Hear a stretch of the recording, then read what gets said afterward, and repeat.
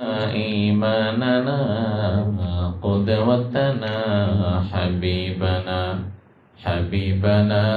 طبيبنا وطبيب أرواحنا محمد الذي أرسله بالحق بشيرا ونذيرا وداعيا إلى الله بإذنه وسراجا منيرا.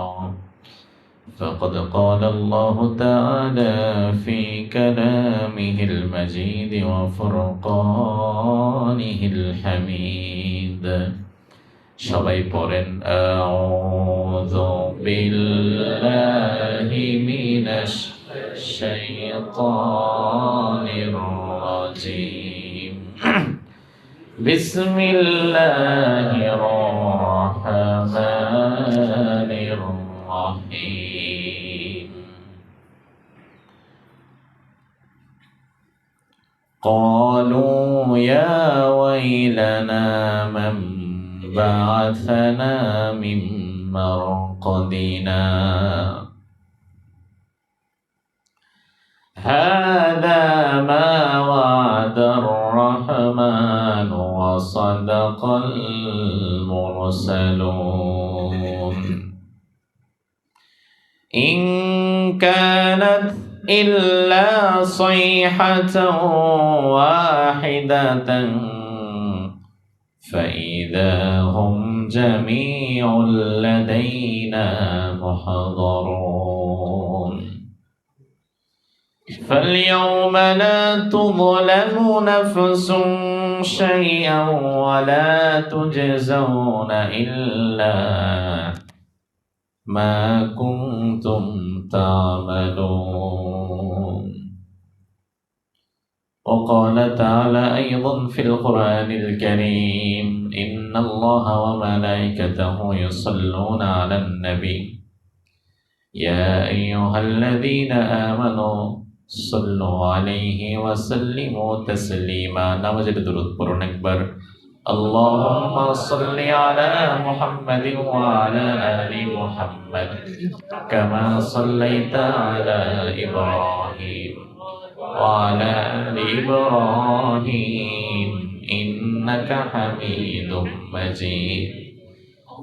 اللهم بارك على محمد وعلى آل محمد كما باركت على إبراهيم وعلى آل إبراهيم إنك حميد مجيد. আপনারা সবাই কেমন আছেন? আলহামদুলিল্লাহ, আল্লাহ তাআলা আমাকেও ভালো রেখেছেন। আয় আল্লাহ, বাংলাদেশ থেকে 3000 কিলোমিটার দূরে বসে তোমার যে বান্দারা এতটুকু বলতে পেরেছে যে আলহামদুলিল্লাহ ভালো আছি, তুমি সত্যিকার অর্থে দুনিয়া এবং আখিরাতে তোমার এই গোলামদেরকে ভালো রেখো। আমিন বললেন না? আমি কি আমার লাভের জন্য দোয়া করলাম না আপনাদের জন্য? তো কি মুসিবত, দোয়া করি যার জন্য সে দোয়া চায় না। মালয়েশিয়ার এটা কোন স্টেট? পেরাক। আচ্ছা, ইপু পেরাক স্টেটের মসজিদে নুরুল হুদা, এখানে অবস্থানরত প্রবাসী বাংলাদেশি ভাইদের মধ্য থেকে আজকে আপনারা যারা উপস্থিত হয়েছেন, আজকের এই সুন্দর পরিবেশ যারা সুন্দরভাবে কায়েম করলেন, আমাদের মাসুদ ভাই, আশরাফ ভাই সহকারে, আর আপনারা যারা উপস্থিত হলেন, আল্লাহ সুবহানাহু ওয়া তাআলা আমাদের সকলকে আজকে জীবনের গুনাহগুলো যেন আমরা ক্ষমা করিয়ে এরপরে মাজলিস থেকে বাড়ি ফিরতে পারি, আল্লাহ তৌফিক দান করুন। আমি যেহেতু প্রোগ্রামের মূল শিডিউল ছিল মাগরিবের পরে, সেটা এশার পরে হয়ে গেছে। প্রবাসে তো আর কেউ জমিদার না, সবারই কিছু কাজ টাজ আছে। ছুটির দিন ঘর পরিষ্কার করা, কাপড় চোপড় কাচা, রান্না বান্না করা, তো আমি আপনাদের থেকে বেশি সময় নেব না, যে আয়াতগুলো আমি আপনাদের সামনে উপস্থাপন করেছি। আমি এই আয়াতগুলোর আলোকেই আপনাদের সামনে অল্প কিছু সময় আলোচনা পেশ করব। তবে আলোচনা শুরু করার পূর্বে আমার একটি অনুরোধ, গতানুগতিক ধারার যে মাহফিল, সেই মাহফিলের মতো আজকের এই আয়োজনটাকে ভাববেন না, বরং এটাকে একান্তই এমন একটা আয়োজন ভাববেন যেই আয়োজনে কোনো লৌকিকতা নাই, যেই আয়োজনে কোনো বিরিয়ানি নাই, সিন্নি নাই, জিলাপি নাই, যেই আয়োজনে আপনাদের কারো পয়সা দিয়ে আপনাদের কাউকে আনা হয়নি। আপনারা নিছক এসেছেন আল্লাহ তাআলার ভালোবাসায়। এখন আমরা যদি সবাই মোবাইল নিয়ে ব্যস্ত থাকি, তাহলে আলোচনার রূহ নষ্ট হয়ে যাবে। ভিডিও দরকার, কিছু মানুষের কাছে কিছু কথা পৌঁছানো দরকার। যেহেতু দুই একটা মোবাইলে ভিডিও হচ্ছে, এগুলো গোটা বিশ্বব্যাপী ছড়িয়ে যাবে। আপনারা এখান থেকে নিয়ে নেবেন, আর বাকি যারা আছি সকলে আমরা একটু চেষ্টা করব এই অল্প কয়েক মিনিট মোবাইলগুলো সাইলেন্ট করে যে আয়াতগুলো তেলাওয়াত করেছি, এগুলো খুব ভয়াবহ আয়াত। এই আয়াতের আলোকে আল্লাহ তাআলা যে কথাগুলো আমাদেরকে বলতে চাচ্ছেন, সেই কথাগুলো যেন আমরা পরিপূর্ণ শুনে আমল করার নিয়তে বাড়ি ফিরতে পারি। আল্লাহ তৌফিক দান করুন। আরো জোরে বলেন। আচ্ছা, এই ফ্যানটা যদি বন্ধ করে দিতেন তাহলে একটু ভালো হতো। পরিবেশটা মোটামুটি ঠান্ডা হয়ে গেছে, এর চেয়ে বেশি হলে আবার আমার কষ্ট হয়ে যাবে। শুধু এই একটা ফ্যান বন্ধ করে দিলেই হবে, যেহেতু এসি চলছে। জি জি, শুক্রিয়া শুক্রিয়া, বসে পড়ুন। আমি আপনাদের সামনে কোরআনে কারীমের সূরাত ইয়াসিন থেকে 3টি আয়াত তিলাওয়াত করেছি। কোন সূরা থেকে ভাই? সূরা ইয়াসিন। ইয়াসিনকে বলা হয় কলবুল কোরআন, কোরআনের হৃদয়। এই সূরা থেকে আমি 3টি আয়াতে কারিমা তিলাওয়াত করেছি। আল্লাহ তাআলা যে আয়াতে কারিমার মাঝে আমাদের কবর থেকে নিয়ে হাসর পর্যন্ত যে চিত্রটা আসবে, এই চিত্রটা আল্লাহ তাআলা এই আয়াতগুলোর মাঝে তুলে ধরেছেন। আপনি যেখানেই থাকুন না কেন, বাংলাদেশ অথবা Malaysia, Singapore, Thailand, Hong Kong, America, Saudi Arab, যেখানেই থাকেন না কেন, মৃত্যু কি আসবে না? কবরে কি যেতে হবে না? যেতে হবে। তাহলে আমাদের প্রত্যেকের শেষ গন্তব্যটাই হচ্ছে কবর।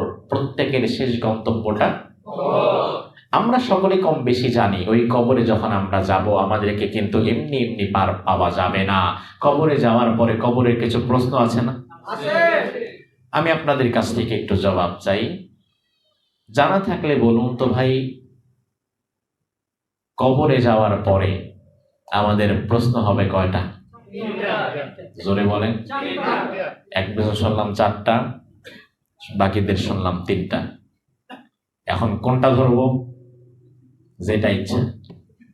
তাহলে যেদিকে সংখ্যা বেশি এদিকে, কারণ মেজরিটি মাস্ট বি গ্রান্টেড। লক্ষ্য করুন, কবরে যাওয়ার পরে মূলত প্রশ্ন হবে 5টা। কয়টা? এমন একটি প্রশ্ন আছে যে প্রশ্নটা হবে মনস্তাত্ত্বিক, সাইকোলজিক্যাল টেস্ট। এই মনস্তাত্ত্বিক প্রশ্নটা সবার আগে আসবে। আপনার রবকে, আপনার নবীকে, আপনার দ্বীনকে, এই প্রশ্নগুলো আসবে পরে।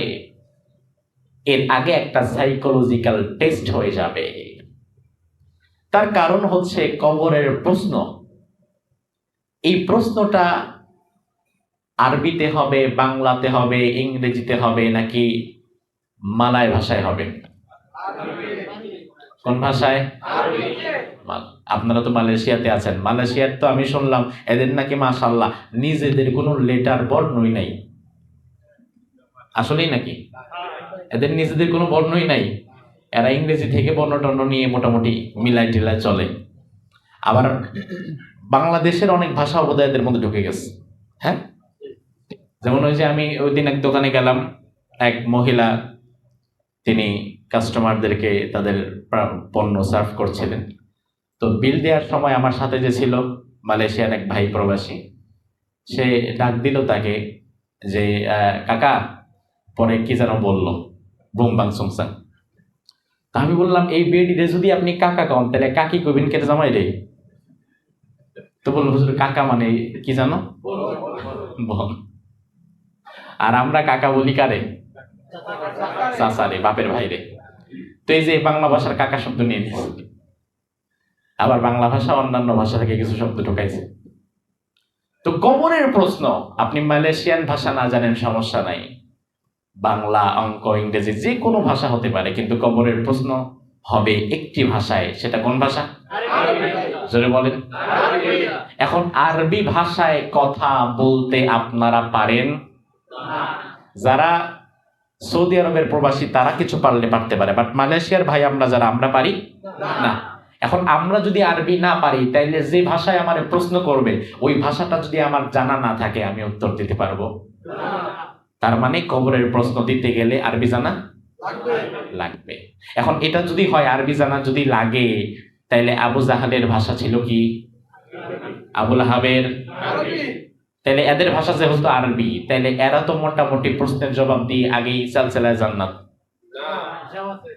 তার মানে আরবি ভাষা না জানলে উত্তর দিতে পারবে না এমনটি নয়, আবার আরবি জানলেও উত্তর দিতে পারবে এমনটিও না। তাহলে বুঝতে হবে এখানে ভিন্ন একটা খেলা আছে, যে খেলাটা হয়তো আমি জানি না। আল্লাহ রাব্বুল আলামিন আয়াতের মধ্যে সে প্রসঙ্গ তুলে ধরেছেন। আল্লাহর হাবিব সাল্লাল্লাহু আলাইহি ওয়াসাল্লাম বলেন, ইযা উদখিলাল মাইয়িতুল কবর মুসিরাত লাহুশ শামসু ইনদা গুরুবিহা। একজন মানুষকে যখন কবরস্থ করা হয়, কবরের মধ্যে দাফন করা হয়, মাটি চাপা দিয়ে দেয়া হয়। আপনাকে আমাকে যখন কবরস্থ করা হবে, মাটি চাপা দেওয়া হবে, আমাদেরকে যারা কবরস্থ করেছে রাসূল বললেন, কবরস্থ করে মানুষগুলো যখন বাড়ির দিকে চলে যায়, ঠিক ওই মুহূর্তে আল্লাহ তাআলা ফেরেশতাদের মাধ্যমে কবরে যাকে দাফন করা হলো মাত্র তাকে তার ঘুমটা ভাঙায়, তাকে জাগ্রত করে আল্লাহ তাআলা তার ঘুমটা ভাঙিয়ে দেয়। এমন সময় ঘুম ভাঙায় যে সময়টা মুর্দা ব্যক্তি উঠেই দেখে তাতলু শামসু ইনদা গুরুবিহা, সূর্যটা পূর্ব দিগন্তে কেমন যেন ডুবুডুবু করছে, ডুবে যাচ্ছে। সূর্য ডুবে যাচ্ছে। সূর্য ডুবে যাওয়ার মানে হচ্ছে আসরের ওয়াক্ত শেষ হয়ে যাচ্ছে। তার কারণ প্রত্যেকটি নামাজের একটা নির্দিষ্ট সময় সীমা আছে। এই মুহূর্তে আপনি যদি আসরের নামাজ পড়েন, এটা কি হবে নাকি কাজা হবে? কথা বলেন। কাজা হবে। তার মানে আসরের নামাজের ওয়াক্ত সূর্য ডুবে যাওয়ার পরে আর বাকি থাকে। আল্লাহ রাব্বুল আলামিন এমন সময় আপনার ঘুমটা ভাঙাবেন যখন উঠেই দেখবেন আসরের ওয়াক্ত শেষ হয়ে যাচ্ছে, সূর্য ডুবে যাচ্ছে।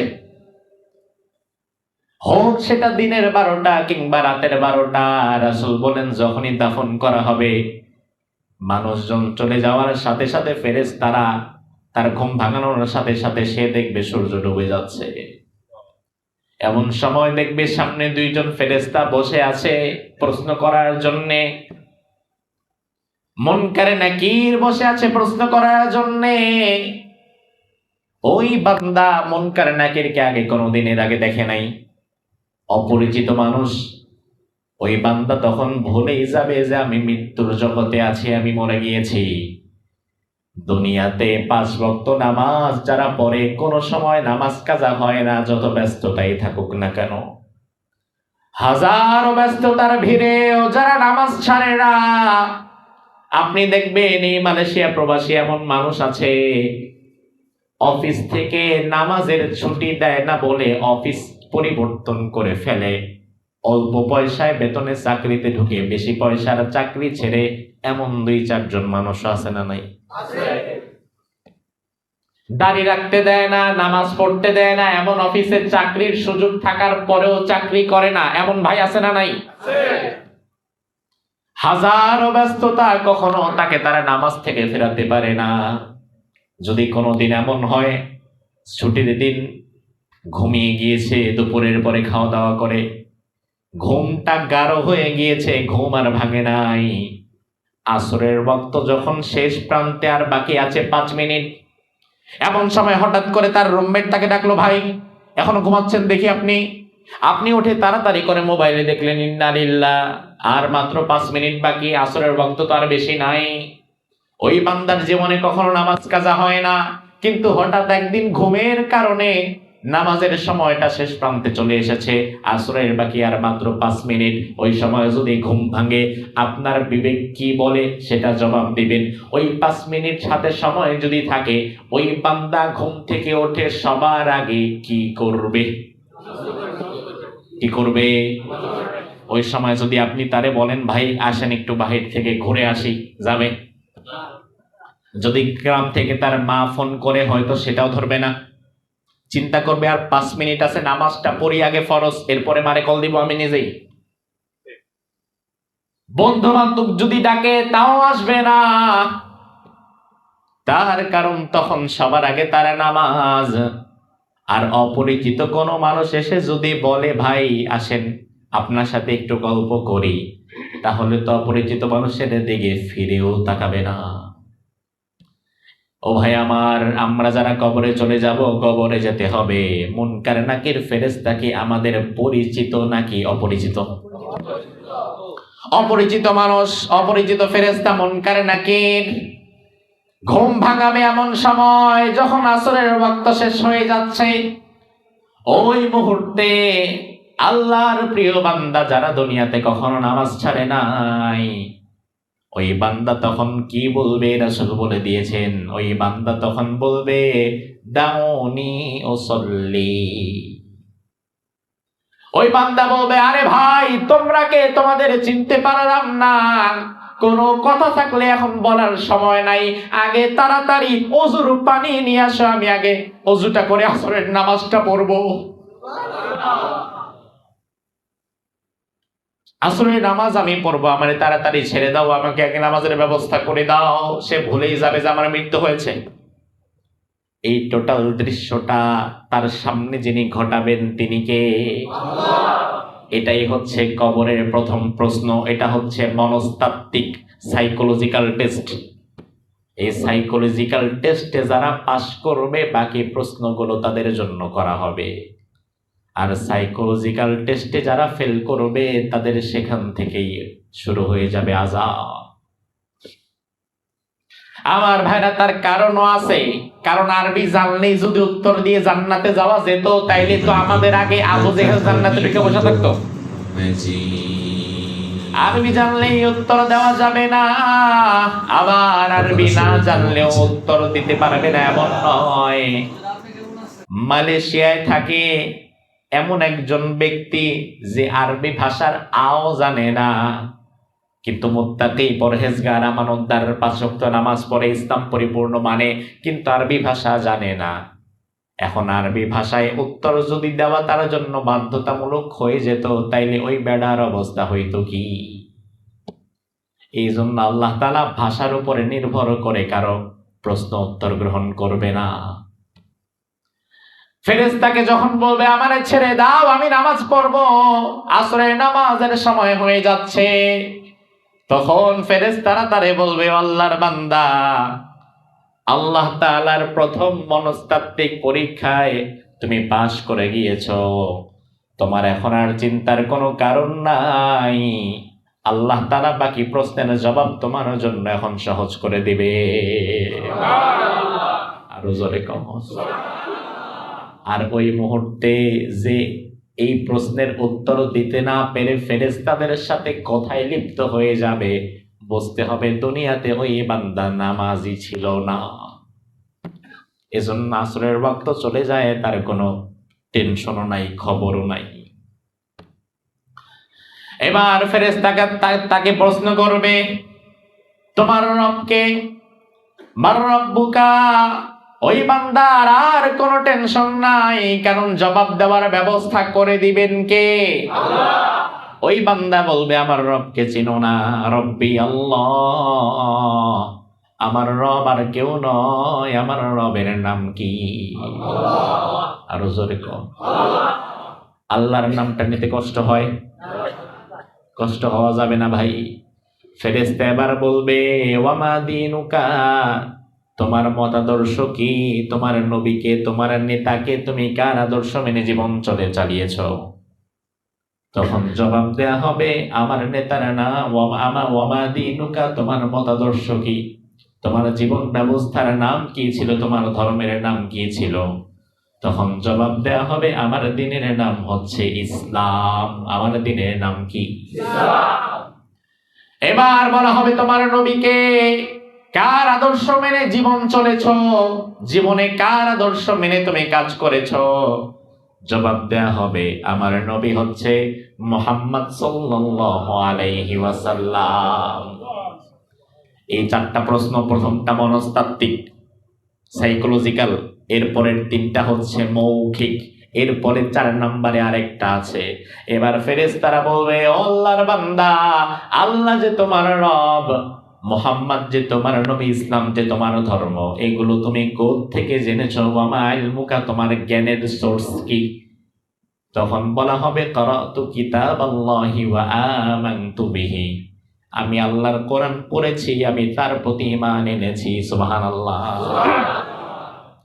এবার ফেরেশতারা বলবে, আর কোনো কষ্ট তোমার নাই।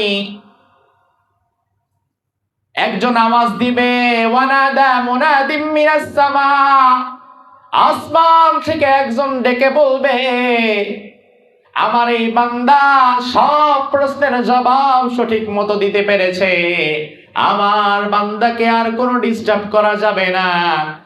আমার বান্দার জন্য জান্নাতের দরজাটা খুলে দাও, আমার বান্দার কবরটাকে তোমরা জান্নাতের বাগান দিয়ে সাজিয়ে দাও। কারণ আপনি মনে গেছেন আজকে 2025 সাল, আজকে কয় তারিখ? সেপ্টেম্বরের 14 তারিখ। এখন কিয়ামত যখন হবে, এরপরেই না জান্নাত জাহান্নাম? ওটা তো আরো হাজার হাজার বছর পরে, কত পরে আল্লাহ ভালো জানে। তাহলে আপনি আজকে যে মরে গেলেন, কবরের মধ্যে চলে গেলেন, আপনার কবরটাকে যদি আল্লাহ জান্নাতের বাগান না বানায়, আপনি কবরে থাকবেন কিভাবে? আপনাকে কবরে শুইয়ে দেয়া হবে, আর যে উত্তর দিতে পারবে না, তার কবরটাকে জাহান্নামের একটা মিনি জাহান্নাম বানিয়ে দেওয়া হবে।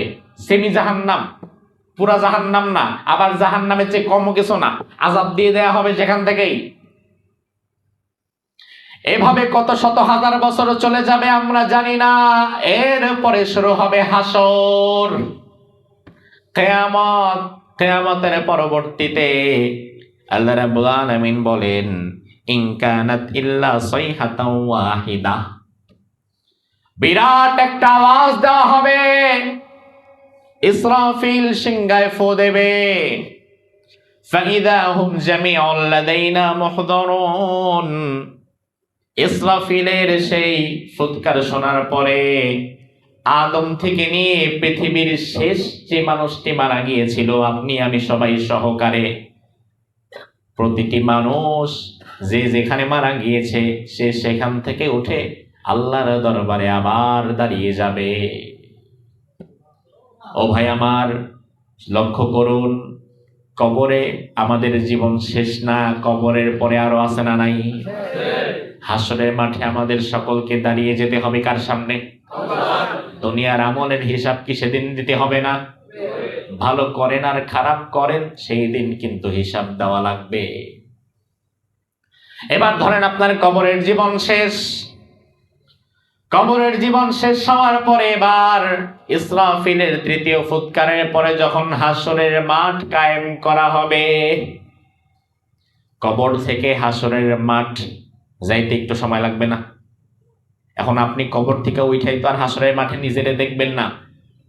হাসরের মাঠটা আল্লাহ তাআলা এমন একটা জায়গায় বানাবেন, ওই জায়গায় আপনাকে কিন্তু যাওয়া লাগবে।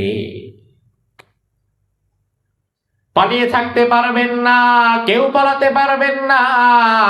হাসরের মাঠে প্রত্যেককেই ওঠা লাগবে, হোক সে মুসলিম কিংবা অমুসলিম, সেখানে যাওয়াই লাগবে। আল্লাহর হাবিব বলেন, হাসরের মাঠে দুনিয়ার মানুষগুলো যাবে তিনটি ভাবে, তিনটি কাতারে, তিনটি পর্যায়ে। কয়টা পর্যায়ে? কয়টা পর্যায়ে? তিনটি পর্যায়ে। এখন তিনটা পর্যায় শোনার পরে আপনি মিলাবেন আমার আমল কোন পর্যায়ে, আমি থাকবো কোন পর্যায়ে। একটু নিজেরটা নিজে ভেবে দেখি। তার কারণ আমার আমল ব্যক্তিগত আমল কতটা এটা আপনি জানেন না, জানার সুযোগও নাই আপনার। আবার আপনার আমল কতটা এটা একান্ত আপনি জানেন, আমিও জানি না। নামাজ পড়েছেন দেখলাম, কিন্তু আপনি হয়তো আড়ালে আবডালে দান করেছেন, ওইটা তো আমি আর দেখি নাই। এই জন্য আপনার ভালো আমল আপনি জানেন, আপনার খারাপ আমলটাও আপনি জানেন। আল্লাহর হাবিব বলেন তিনটি পর্যায়ে কবর থেকে মানুষ হাসরের ময়দানে যাবে। সিনফান মুশাতান ওয়া সিনফান রুকবানান ওয়া সিনফান আলা ওয়াজুহিহিম। একটা দল কবরটা যখন ফাঁক হয়ে যাবে, হাসরের মাঠে যখন তাকে যাওয়া লাগবে, একটা দল যাবে সিনফান মুশাতা, পায়ে হেঁটে তারা উঠবে। ওঠার পরে লাইন ধরবে, লাইন ধরে হেঁটে হেঁটে হেঁটে হেঁটে কবর থেকে তারা হাসরের পাট পর্যন্ত যাবে। তাহলে আমরা তিনটা দলের একটা দল পেলাম যারা কবর থেকে হাসরে যাবে কিভাবে? কিভাবে? পায়ে হেঁটে। আল্লাহর হাবিব বলেন ওয়াসিনফান রুকবানা, আরেকটা দল এত সৌভাগ্যবান হবে কবর থেকে হাসরের মাঠ পর্যন্ত যাওয়ার জন্য তাদের কোনো পায়ে হাঁটার কোনো কষ্ট করা লাগবে না, বরং আল্লাহ তাআলা তাদের হাসরের মাঠে নিয়ে যাওয়ার জন্য জান্নাতের বিশেষ বাহন তাদের কবরের সামনে আল্লাহ পাঠিয়ে দেবে। আরো জোরে বলবেন না? আচ্ছা, সুবহানাল্লাহ বলতে কি আমাদের কষ্ট হয়? সুবহানাল্লাহ মানে কি জানেন? সুবহান মানে হচ্ছে পবিত্র। সুবহান মানে কি? পবিত্র। আর আল্লাহ মানে তো আল্লাহ। তাহলে সুবহানাল্লাহ দুটো শব্দ জুড়ে অর্থ কি দাঁড়ায়? কে পবিত্র? এটা কি বিষয়টা এমন যে আমি বললাম আল্লাহ পবিত্র, নাকি আগে থেকেই পবিত্র? আল্লাহ তাআলা তো তার জাতিগত সত্তাগত ভাবেই পবিত্র। তাহলে আমি যে আল্লাহকে পবিত্র বললাম, এতে লাভ কি হলো? আল্লাহর হাবিব বলেন লাভ হলো তুমি না বললেও আল্লাহ পবিত্র, কিন্তু বলার দ্বারা আল্লাহর লাভ না, তোমার লাভ। কি লাভ? আল্লাহ বলে আহারে বান্দা, তুই বললেও আমি পবিত্র, না বললেও পবিত্র, এরপরেও যেহেতু তুই আমারে পবিত্র বলে আমার পবিত্রতার সাক্ষ্য দিয়েছিস, এখন আমার দায়িত্ব তোর জীবনের গুনাহ মাফ করে দিয়ে তোরেও পবিত্র বানায় দেওয়া। এই জন্য সুবহানাল্লাহ বলতে কষ্ট হবে। আমার ভাইরা লক্ষ্য করেন, হাসরের মাঠে তিনটি পর্যায়ে মানুষ যাবে। একটি দল যাবে পায়ে হেঁটে, আর আরেকটা দল তারা পায়ে হাঁটা লাগবে না। ওই মানুষদের জন্য আল্লাহ তাআলা জান্নাতের বিশেষ বাহন পাঠিয়ে দিবেন। কবর থেকে বের হওয়ার পর পরে জান্নাতের গাড়ি তাদেরকে নিয়ে হাসরের মাঠের কাছাকাছি চলে যাবে। মনে রাখবেন, আমি কিন্তু বলি নাই হাসরের মাঠে যাবে, বরং বলছি হাসরের মাঠের কাছাকাছি যাবে। তার কারণ হাসরের মাঠ এমন কঠিন বিষয়, হাসরের মাঠে যারে ঢুকানো হবে তার অবস্থা খারাপ হয়ে যাবে। এজন্য আল্লাহ যারে জান্নাতের গাড়ি দিয়ে বিশেষ মর্যাদায় নিয়ে আসবে, তাকে অন্তত হাসরের মাঠের উত্তপ্ত জায়গায় দাঁড় করাবে না। এবার আপনি বলবেন হুজুর তাহলে তারে রাখবে কই? রাখবে কই? হাদিস পড়েন, সাবাতুন ইউযিল্লুহুমুল্লাহু ফি যিল্লিহি ইয়াওমা লা যিল্লা ইল্লা যিল্লুহু, ইমামুন আদিল, শাবুন নাশা ফি ইবাদাতিল্লাহি আযজা ওয়া জাল্লা, রাজুলুন কলবুহু মুআল্লাকুন বিল মাসাজিদ। আল্লাহর হাবিব বলেন 7 শ্রেণীর মানুষ থাকবে এমন, যে মানুষদেরকে সরাসরি আল্লাহ হাসরের মাঠের উত্তপ্ত জায়গায় দাঁড় করাবে না, বরং আল্লাহ তাআলা তাদেরকে হাসরের মাঠের কাছাকাছি এনে আল্লাহর আরশের ছায়ার নিচে তাদের বসার জায়গা করে দিবে। ওই 7 শ্রেণীর মধ্যে আমাদেরকে আল্লাহ তাআলা শামিল করে নি। আরো জোরে বলেন। তাহলে দুইটা গ্রুপ পেলাম। 1 নাম্বার কারা? জোরে, 1 নাম্বার কারা? 2 নাম্বার গাড়ি দিয়ে। এবার 3 নাম্বার, রাসূল বলেন ওয়াসিনফান আলা উজুহিহিম, তৃতীয় আরেকটা দল, তারা হবে হতভাগা। কবর থেকে ওঠার পরেই তাদের মাথা চলে যাবে নিচের দিকে আর পা চলে যাবে উপরের দিকে। মাথা নিচের দিকে চলে গেছে, পা উপরের দিকে চলে গেছে। মাথাটা ধরে এভাবে ফেরেশতারা ভেঙে ঘাড়ের রগটা ভেঙে ফেলবে, হাড্ডিটা ভেঙে ফেলবে। এবার মাথা হয়ে গেছে এইভাবে, মুখটা উপরে। আল্লাহর হাবিব বলেন ওই হতভাগারা পায়ে হাঁটার মতো সুযোগ পাবে না, বরং তারা তাদের চেহারাটা মাটির মধ্যে ভর দিয়ে লাফাতে লাফাতে চেহারাটারে ঘষতে ঘষতে ঘষতে ঘষতে কবর থেকে তারা হাসরের মাঠ পর্যন্ত যাবে। ভাই আমার, মালয়েশিয়াতে থাকেন, হয়তো অনেক বেশি গরম নাই, কিন্তু গরম আছে তো। হয়তো মরুভূমির মতো গরম পান না, কিন্তু গরম পান তো। আজকে দুপুরেও তো দেখলাম ভালোই গরম পড়েছে। উত্তপ্ত গরমে পিচ ঢালা রাস্তায় যদি আপনার 10 মিনিট হাঁটতে বলা হয়, আপনি অবাক পারবেন না। উত্তপ্ত গরমে পিচ ঢালা রাস্তায় হাঁটা বড় কঠিন। এর উপরে পায়ের চামড়া আল্লাহ মোটা বানিয়েছেন, চেহারার চামড়া বানিয়েছেন পাতলা। চেহারার চামড়া হালকা ঘষা খেলে চামড়া উঠে যায়, পায়ের চামড়া এত মোটা অনেক আঘাত লাগার পরেও ক্ষয় হয় না। এখন আল্লাহ কবর থেকে ওঠানোর পরে মাথা দিয়ে দিয়েছে উপরে, পা দিয়ে দিয়েছে উপরে, মাথা দিয়ে দিয়েছে নিচে। এবার আল্লাহর হাবিব বলেন তারা চেহারায় ভর দিয়ে হাঁটতে হাঁটতে তারা হাসরের মাঠ পর্যন্ত যাবে। সাহাবীরা অবাক হয়ে গেলেন, ইয়া রাসূলুল্লাহ কাইফা ইয়ামশুনা আলা বুজুহিহিম, অবাক করা বিষয়, মানুষ আবার চেহারায় হাঁটে কেমনে? আল্লাহর হাবিব বলেন সাহাবীরা রে, ইন্নাল্লাযী আমশাহুম আলা কদামিহিম কাদিরুন আলা আন ইয়ামশিয়াহুম আলা ওজুহিহিম, দুনিয়াতে দুই পায়ের উপরে হাঁটার ক্ষমতা যে আল্লাহ দিতে পারে, ওই আল্লাহ চাইলে ওই দিন মুখের মধ্যে হাঁটার ক্ষমতাও দিতে পারে। পারে কিনা? এই 3টি ভাবে যাচ্ছে মানুষ হাসরের মাঠের দিকে। বিজনেস ক্লাসের যাত্রী যারা, যাদেরকে গাড়ি দিয়ে নিয়ে আসা হয়েছে, হাসরের মাঠটা যেখানে শুরু হবে তার পাশেই তাদেরকে আরশের ছায়ার নিচে বসিয়ে দেয়া হবে। মূল হাসরের মাঠের মধ্যে তাদের নেওয়া হবে না, আরশের ছায়ায় তাদের স্থান। তাইলে বাকি রইল কয় গ্রুপ? কারা কারা? একটা হচ্ছে পায়ে হাঁটা দল, আরেকটা মাথা নিচে পা উপরে, এই 2 দল। আল্লাহ রাব্বুল আলামিন বলেন এর মধ্যে যারা মাথা নিচে দিয়ে আসবে, পা উপরে দিয়ে আসবে, তাদেরকেও হাসরের মাঠে জায়গা দেওয়া হবে না। কারণ হাসরের মাঠ হচ্ছে বিচারের মাঠ, হিসাব নিকাশের মাঠ। দুনিয়াতে এমন মানুষও আছে যার হিসাব নিকাশের দরকার নাই, যারে মোটামুটি বিনা হিসাবে জাহান্নাম দিয়ে দেওয়া যায়। সুবহানাল্লাহ কয় দেখি।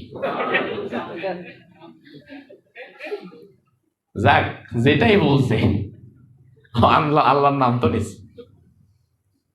আমার ভাইরা লক্ষ্য করেন, হাসরের মাঠ তো মিজানের পাল্লা বসানো হবে। এখন মিজানের পাল্লা তো বসানো দরকার তার জন্য যার আমলনামায় নেক আছে, গুনাহ আছে, দুইটাই আছে। ঈমান আছে, আবার ঈমানের সাথে মাঝে মাঝে গুনাহও কিছু যুক্ত হয়ে গেছে। এখন তার জিনিসটাই তো পাল্লায় মাপাযোগ করা হবে, যে দেখি কোনটা বেশি কোনটা কম। কিন্তু যে বেটা ঈমান আনে নাই, সারা জীবনে এক ওয়াক্ত নামাজও পড়ে নাই, একবার আল্লাহর নামটাও নেয় নাই, ঈমানই যার নাই, ওর আর মাপা মাপির কি আছে? ও তো এমনি জাহান্নামী। কথা বুঝে না? ওর মাপা মাপির কিছু আছে? ওটা দিয়ে মাপলেও কি ভালো কিছু পাবে? যেমন আমেরিকার প্রেসিডেন্ট বর্তমান নাম কি? Donald Trump. এবারটা কি জীবনে ঈমান আনছে? এই অবস্থায় যদি তার মৃত্যু হয়, তার আমলনামায় নামাজ, কালাম, হজ, যাকাত, রোজা, ভালো কাজ কিচ্ছু নাই, ইভেন ঈমানটাও নাই, তাহলে ওই বেটার জন্য আর পাল্লা বসানোর কোনো দরকার আছে নাকি? ও তো বিনা হিসাবেই জাহান্নাম। আল্লাহ রাব্বুল আলামিন বলেন ফালানুকিমু লাহুম ইয়াওমাল কিয়ামাতি ওয়াজনা, মাথা যাদের নিচের দিকে থাকবে এই দলকেও আমি হাসরের মাঠে ঢুকাবো না। তারা যখন আসবে তাদের জন্য মিজানের কোনো পাল্লা বসানো হবে না। ইউরাফুল মুজরিমুনা বিসিমাহুম ফায়ুখাযু বিন-নাওয়াসি ওয়াল আকদাম। তাদের চেহারা দেখে, তাদের অবয়ব দেখে ফেরেশতারা তাদের চিনে যাবে। আমি আল্লাহ বলবো, সময় নাই, আমল মাপার কোনো সময় নাই। খুযুহু ফাগুল্লু সুম্মাল জাহিমা সাল্লু। এগুলারে ধর, জাহান্নামের মধ্যে খালি ফালায়া দে। আমলনামা মাপামাপির কোনো চান্সই তাদের নাই। তাইলে যারা মাথা নিচের দিকে দিয়ে আসবে, আয় আল্লাহ, অন্তত ওই দলে তুমি আমাদেরকে শামিল করিও না। আরো জোরে বলেন, অন্তত যদি আমরা জান্নাতের বাহন দিয়ে নাও যেতে পারি, পায়ে হাঁটার দলে তুমি আমাদের রেখো। যারা মাথা নিচের দিকে দিয়ে আসবে, যাদের কোনো হিসাব নিকাশের সুযোগ নাই, যাদের রাসূলের শাফাতের সুযোগ নাই, এমন হতভাগাদের কাতারে তুমি আমাদের ফেলো না। তাইলে আমার ভাইয়েরা লক্ষ্য করেন, একটা গ্রুপ আগে আরো সেটা ছায়ায় বসে গেছে, আর আরেকটা গ্রুপকে জাহান্নামে ফেলে দেওয়া হয়েছে। তাহলে বাকি আছে আরেকটা দল, যারা এসেছে কিভাবে? কিভাবে? পায়ে হেঁটে। হিসাব নিকাশ এর খেলাটা মূলত শুরু হবে তাদের দিয়েই।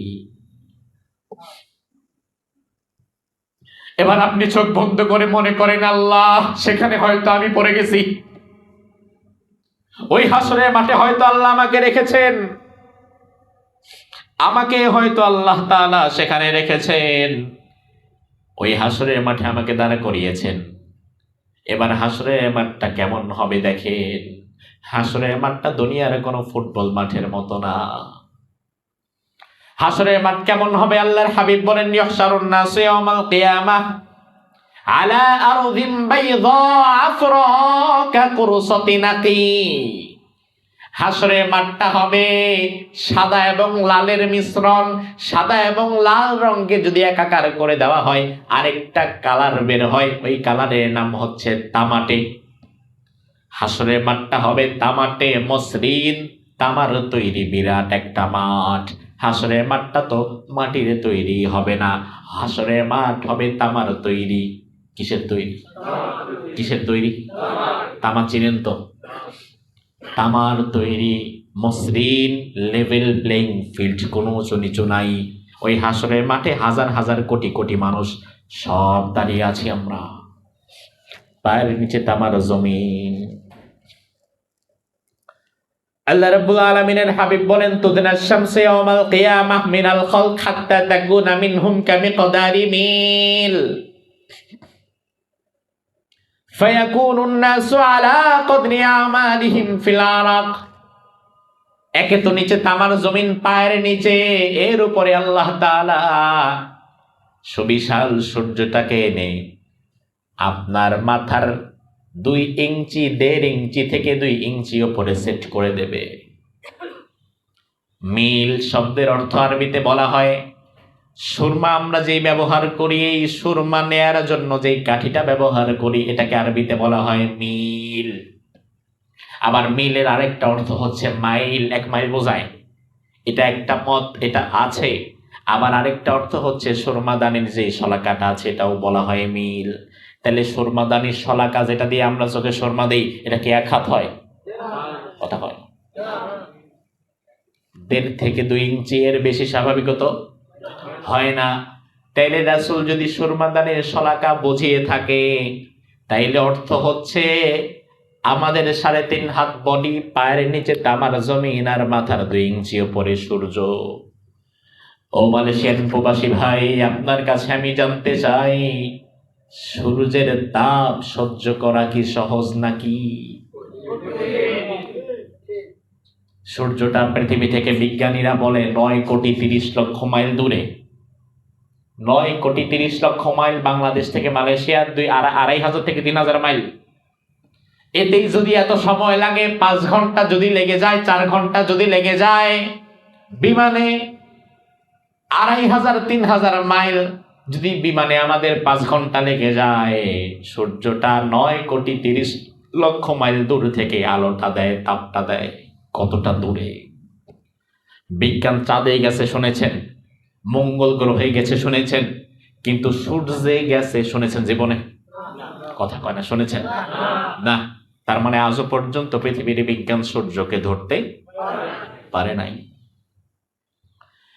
আল্লাহর হাবিব বলেন, এই সূর্যটা মাথার উপরে আল্লাহ তাআলা আনবেন 2 ইঞ্চি উপরে। সূর্যটা 9,30,00,000 মাইল দূর থেকে যখন তাপ দেয়, যেহেতু আমরা সবাই বাংলাদেশি, কাজের ক্ষেত্রে কাজের সুবাদে আপনারা মালয়েশিয়াতে আছেন, জন্ম তো বাংলাদেশে, আপনারা জানেন বাংলাদেশে অতিরিক্ত গরমে 42-43 ডিগ্রি সেলসিয়াস তাপমাত্রা যখন দেয়, তখন বাংলাদেশের পুকুরের পানি পর্যন্ত গরম হয়ে যায়। কুকুরগুলো রাস্তার পাশে জিব্বাটা বের করে হাঁপায়, ফ্যানের নিচে বসেও দেখবেন কপাল ঘামে, নাক ঘামে। মাত্র আলো দিছে 42-43 ডিগ্রি, আবার আলো দিছে 9,30,00,000 মাইল দূর থেকে, তাতেই আপনি বাঁচেন না। ওই দিন আল্লাহ তাআলা সূর্যের সর্বোচ্চ ব্যবহার করবেন। মাথার 2 ইঞ্চি উপরে এনে সূর্যটাকে যখন অন করে দিবেন, নিচে তামার জমিন, তামার জমিন, তামার জমিন। কেন? তার কারণ আমার ভাইরা, আজকের বিজ্ঞান প্রমাণ করছে দুনিয়াতে যত তাপ পরিবাহী বস্তু আছে এর মধ্যে 1 নম্বরে থাকে তামা। তামার চাইতে বেশি তাপকে কানেক্টেড করতে পারে, টানতে পারে এমন কিছু আর পৃথিবীতে নাই। এই যে ফ্যান চলে, লাইট চলে, এসি চলে, যে কারেন্টের তার দেখেন, এই তারের ভেতরে যে বস্তুর ব্যবহার করা হয় ওই বস্তুর নাম কি? তামা। তামা ছাড়া কোনোদিন তার বানানো যাবে না, কারণ তামা ইনস্ট্যান্ট হিট করতে পারে। তামা এত দ্রুত গরম হয়, এটা এত দ্রুত আর কিচ্ছু গরম হতে পারে না। এই জন্য আপনি দেখবেন একটা লাইট যদি আপনি লাগান মালয়েশিয়াতে, এই কুপেরাক স্ট্রিটে, আর সুইচটা যদি থাকে বাংলাদেশে, এত লম্বা জায়গায় যদি একটা তার টেনে নিতে পারেন, সংযোগ যদি দিতে পারেন, তাহলে বাংলাদেশে সুইচ দেওয়া মাত্রই মুহূর্তের ভেতরে মালয়েশিয়ার এই কুপেরাকে লাইটটা জ্বলে যাবে। জ্বলবে কিনা? 1 মুহূর্ত দেরি হবে না। তার মানে গরম পাইলে ইনস্ট্যান্ট যেটা গরম হয় ওইটার নাম কি? তাহলে হাসরের মাঠে আপনার পায়ের নিচে থাকবে কি? পায়ের নিচে থাকবে তামা, ওপরে থাকবে 2-2.5 ইঞ্চি ওপরে সূর্য। যখন আল্লাহ এবার সূর্যের সুইচ অন করে দিবেন, আহারে এমন একটা অবস্থা, রাসূল বলেন হুফাতান নুরাতান গুরলা, পরনে কাপড় নাই, মাথায় টুপি নাই, পায়ের নিচে দেওয়ার মতো সেদিন কারো জুতাও নাই। প্রত্যেকটি মানুষ ওই দিন থাকবে উলঙ্গ হয়ে। কিভাবে? আম্মা জান আয়েশা সিদ্দিকা বললেন, ইয়া রাসূলুল্লাহ, আর-রিজালু ওয়ান-নিসাউ জামিআ ইয়ানজুরু বাযুহুম ইলা বায। ও নবী, উলঙ্গ যদি হয় একজন আরেকজনের দিকে তাকিয়ে কি লজ্জা পাবে না? রাসূল বলেন, ও আয়েশা শুনে নাও, ওই দিনের ভয়াবহতা এত বেশি হবে, একজন আরেকজনের দিকে তাকানো তো দূরের কথা, তার শরীরে যে কাপড় নাই এটাই তার মনে থাকবে না।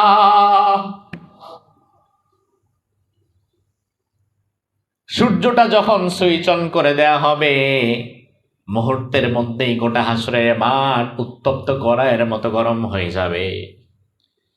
পায়ের নিচে ফোসকা পরে পরে ঘা হয়ে যাবে, পা ফেটে রক্ত বের হওয়া শুরু হয়ে যাবে। রাসূল বলেন, মানুষের ঘাম ঝরতে থাকবে, যার আমল যত বেশি খারাপ তার ঘাম তত বেশি ঝরবে। কেউ কেউ ঘাম ঝরবে তার নাভি পর্যন্ত, কারো ঘাম হাঁটু পর্যন্ত, কারো ঘাম গলা পর্যন্ত।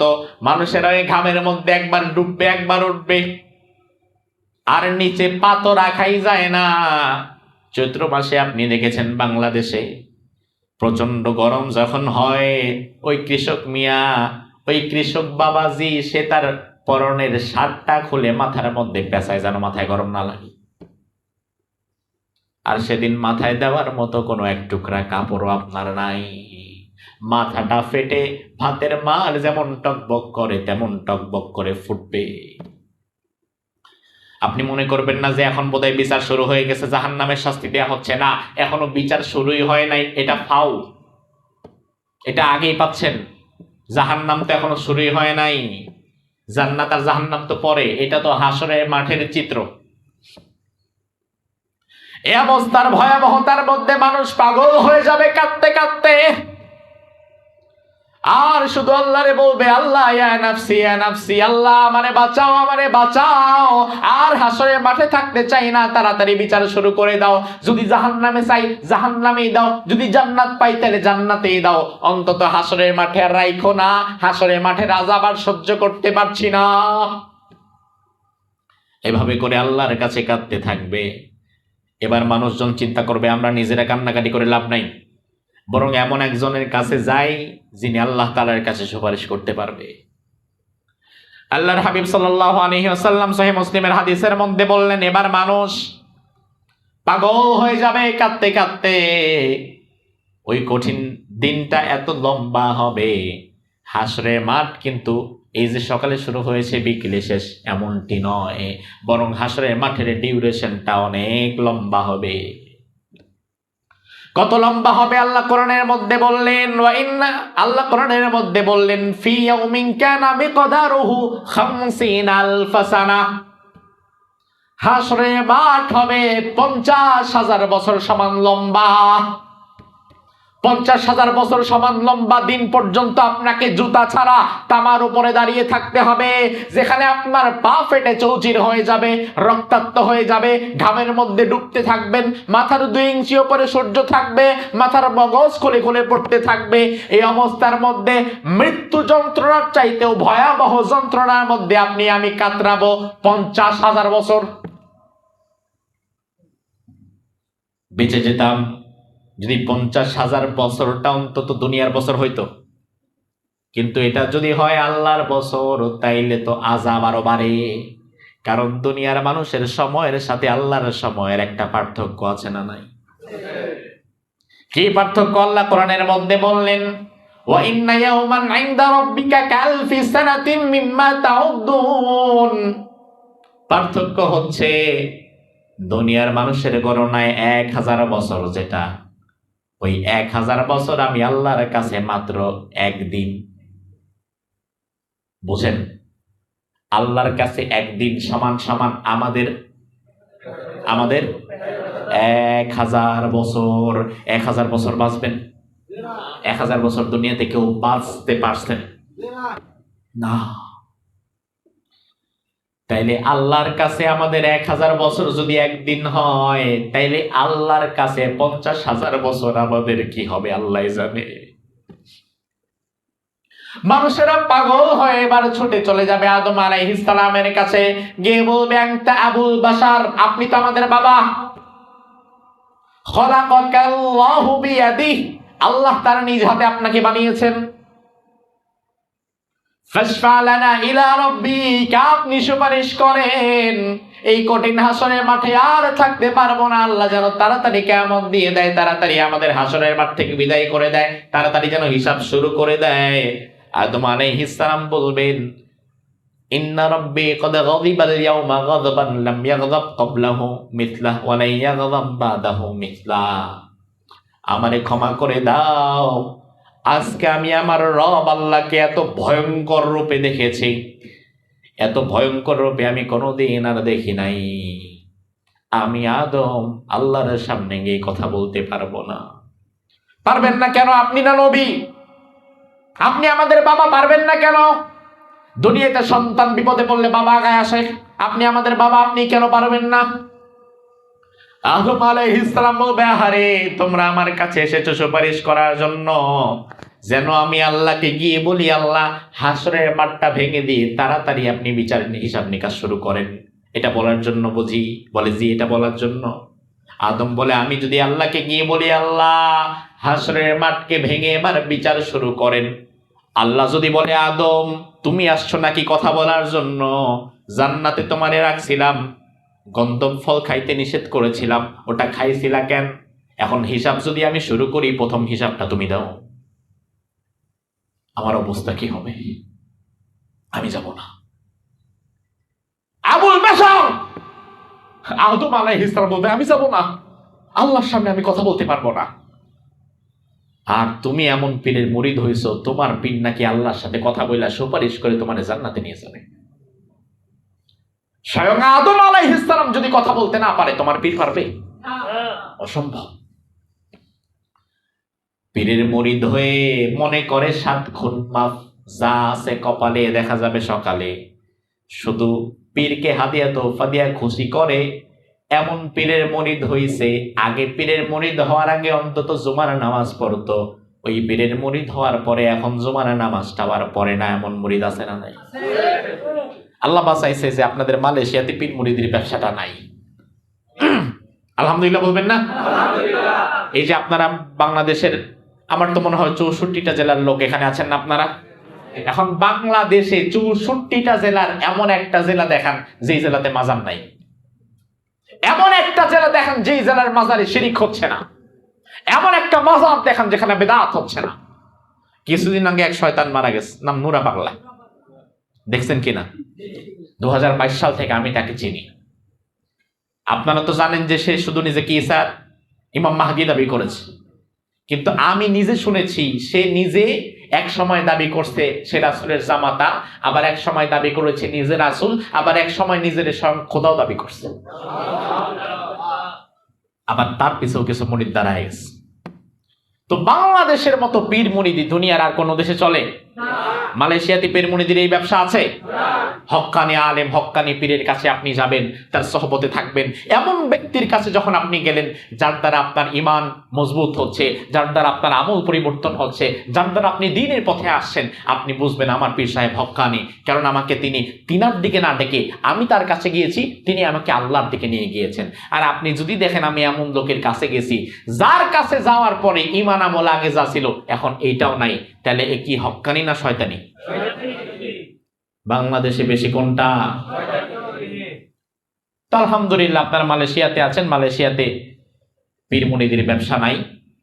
এখন আপনারা যদি চান তাহলে কেউ মরে গেলে মোটামুটি দাফন করে শুরু করতে পারেন।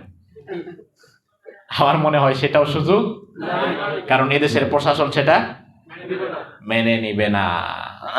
যত পীর অলি গাউস কুতুব সব পড়ছে গিয়া বাংলাদেশ, মালয়েশিয়াতে নাই।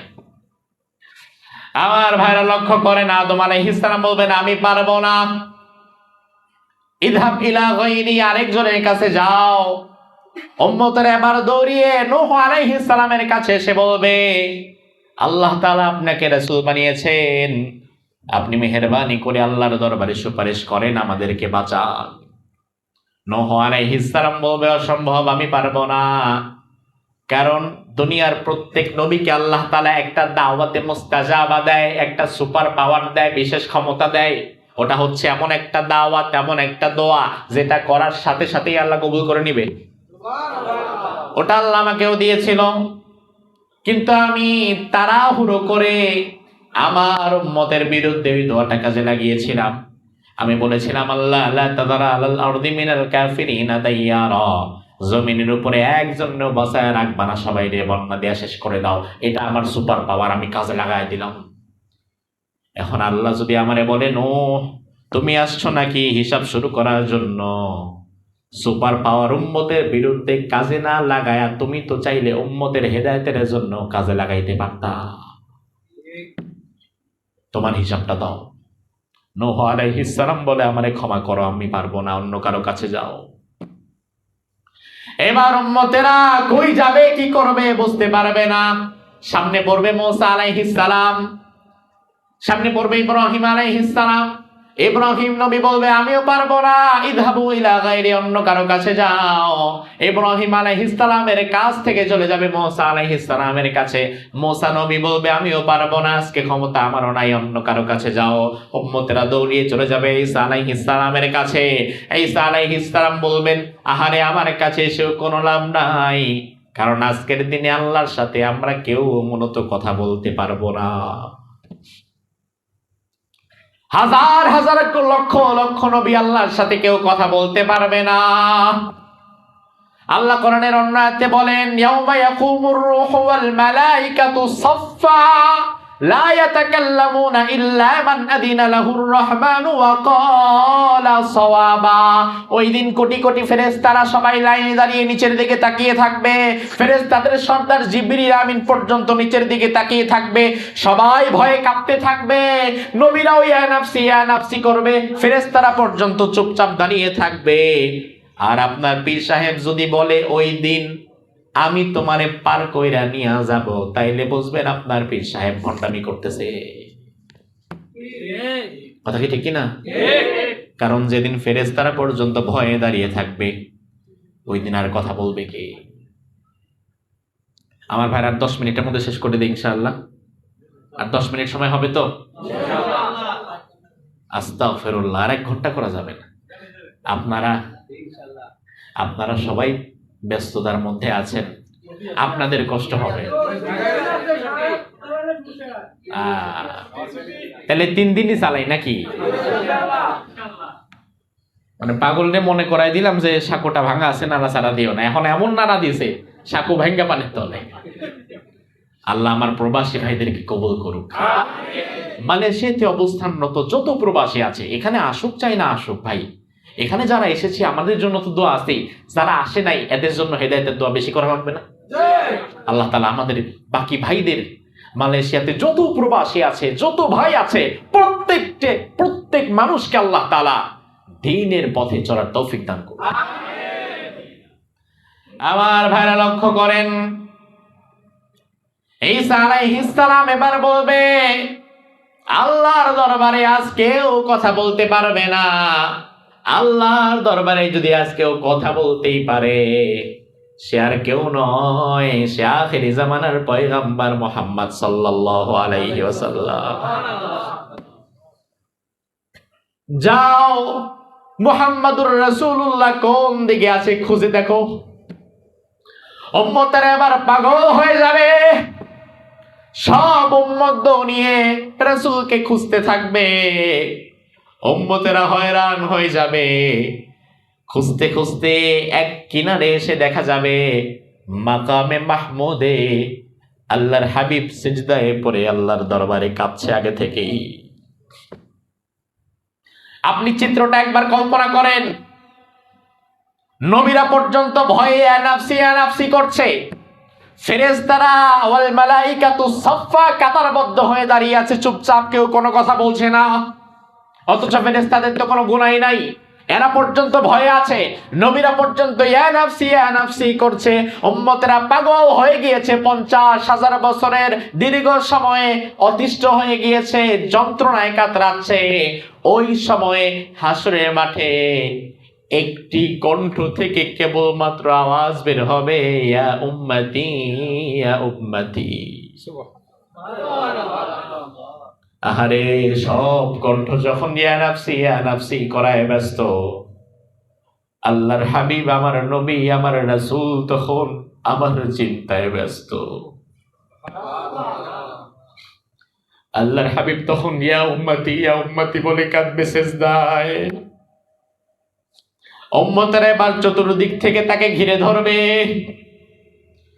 আল্লাহর হাবিবকে আমার উম্মতেরা বলবে, ইয়া নবী আল্লাহ, ও আল্লাহর নবী, ও আল্লাহর পয়গম্বর, হাসরের মাঠে আর থাকতে পারছি না, মেহেরবানি করে আপনি আমাদের জন্য আল্লাহর দরবারে সুপারিশ করেন।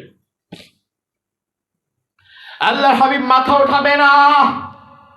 এবার নবীও সিজদায় কাঁদে, নবীর পাশে উম্মত হিসেবে যারা এসেছে তারাও কাঁদতেছে।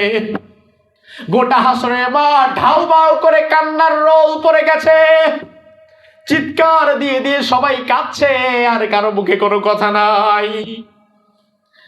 এবার আল্লাহর হাবিব আল্লাহ রাব্বুল আলামিনকে সিজদাতে মাথা নত রেখে অবস্থায় বলবে, আল্লাহ, দুনিয়াতে দাওয়াতে মুস্তাজাবা বিশেষ দোয়া যেটা করলেই কবুল হয়, এই দোয়াটা তো তুমি সব নবীরেই দিয়েছো।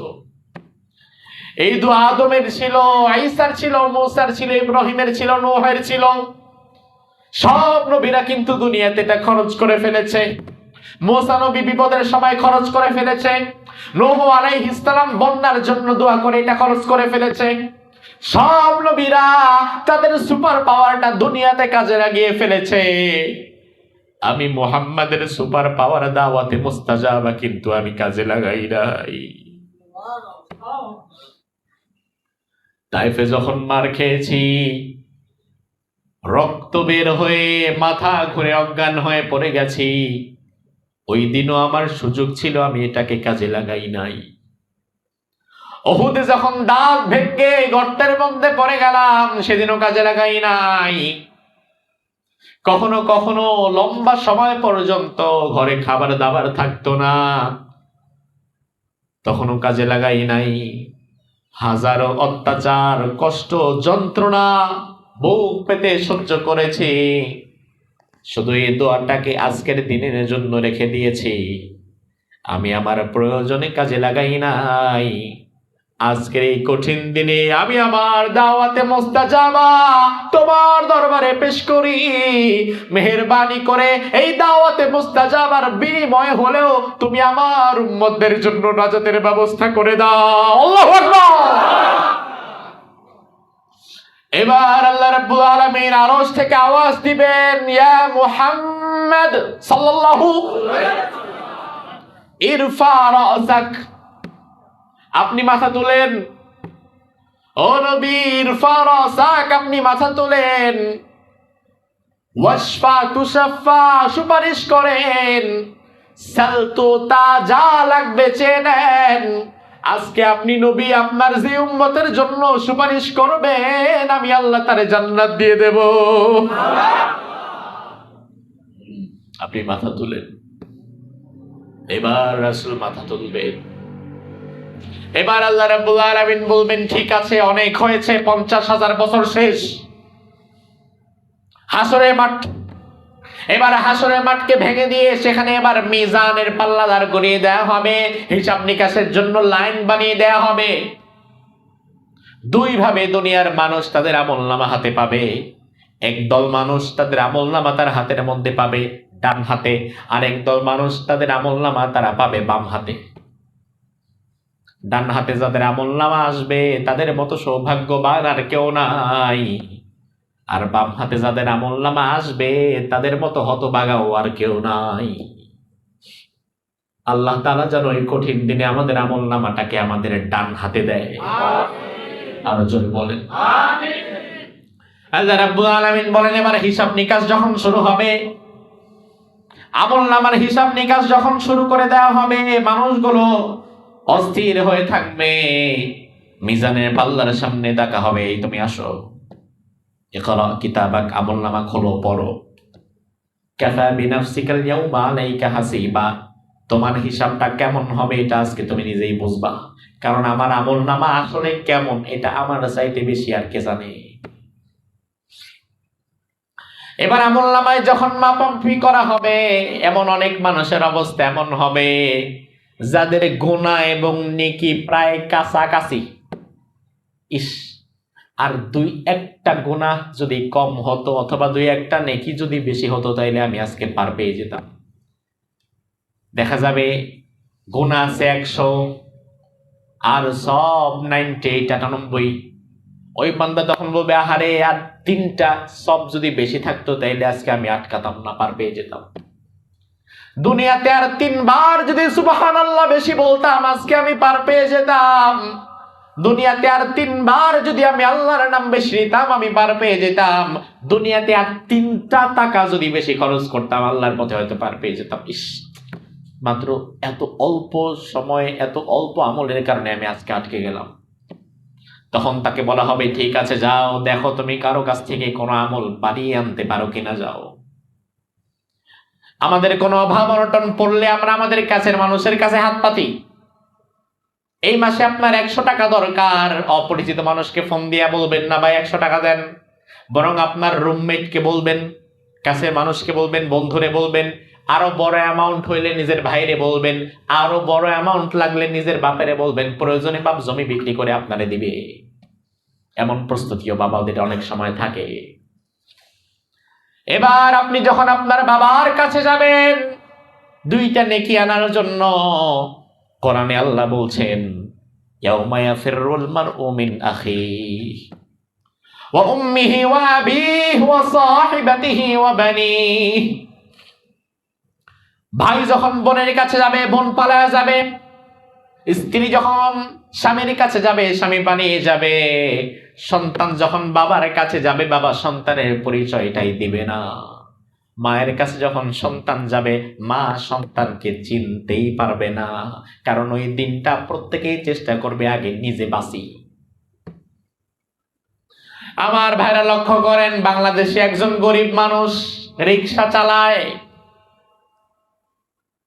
রিক্সা চালক ভাড়ার রিক্সা চালায়। অনেকদিন ভাড়ার রিক্সা চালিয়ে এখন চিন্তা ভাবনা করতেছে আর ভাড়ার রিক্সা চালাবো না, নিজের একটা রিক্সা হইলে ভালো হয়। প্রত্যেক দিন এই রিক্সাওয়ালা 100 টাকা 50 টাকা করে জমায়, 100 টাকা করে জমায় মাসে 3000 টাকা হয়, 12 মাসে 36, এভাবে আস্তে আস্তে জমতে জমতে 5 বছরে সে যে কোনো কষ্ট করে 1 লাখ টাকা 1.5 লাখ 2 লাখ টাকা জমাইছে। এবার 5 বছর পরে 1 লাখ টাকা যখন তার হয়ে গেছে, রিক্সা চালক বাবা তখন চিন্তা করতেছে আগামী সপ্তাহে অর্ডার দিয়ে নতুন একটা বড় অটো রিক্সা কিনবো, এরপরে নিজের রিক্সা নিজেই চালাবো। এই যে 1 লাখ টাকা জমাতে তার 5টা বছর লেগে গেল। এবার পরের দিন যদি আল্লাহ না করুক তার সন্তানের বড় কোনো রোগ ধরা পড়ে, যে রোগ ভালো হওয়ার জন্য অপারেশন দরকার, ডাক্তার যদি বলে দেয় 1 লাখ টাকা লাগবে, ওই রিক্সা চালক বাবা ওই মুহূর্তে আগে রিক্সা কিনবে না সন্তানের অপারেশন করাবে? অথচ এই 5 বছর এই রিক্সার জন্যই সেই টাকাটা জমাইছে। অর্থাৎ দুনিয়াতে আপনার বাবা আপনার জন্য তার স্বপ্নটাকেও বিসর্জন দিয়ে দিতে পারে, আপনার মা আপনার জন্য তার আরামায়েশ ছেড়ে দিতে পারে। আর ওই দিনের ভয়াবহতা এত বেশি হবে, আপনার মা আপনার বাবা 1টা 2টা নেকি দিয়ে আপনারে পার করে দিবে, এমন দৃশ্য হবে না? অবস্থা হবে ভয়াবহ। আটকে যাবে হাজার লক্ষ কোটি কোটি মানুষ, পারবে না। যার আমলনামা ডান হাতে দেওয়া হবে তার হিসাব সহজ করা হবে।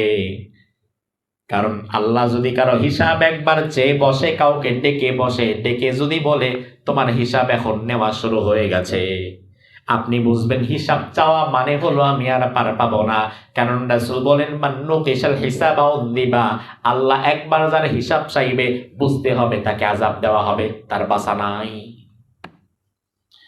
এজন্য আল্লাহর হাবিব 5 ওয়াক্ত নামাজেই আল্লাহর দরবারে দোয়া করতেন, বলতেন আল্লাহুম্মা হাসিবনি হিসাবান ইয়াসীরা, আয় আল্লাহ তুমি আমার হিসাবটা সহজ করে নাও।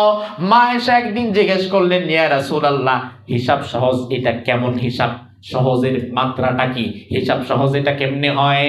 রাসূল বললেন আয়েশা রে, হিসাব সহজ মানে হচ্ছে আইয়ানদুরু ফি কিতাবিহি ফায়াতাজাওয়াজ আনহু, আল্লাহ আমলনামা শুধু একবার দেখবেন, পড়তেও বলবেন না, নিজেও পড়বেন না, আবার আমলনামা বন্ধ করে হাতের মধ্যে ধরায় দিয়ে বলবেন তাড়াতাড়ি জান্নাতে চলে যাও।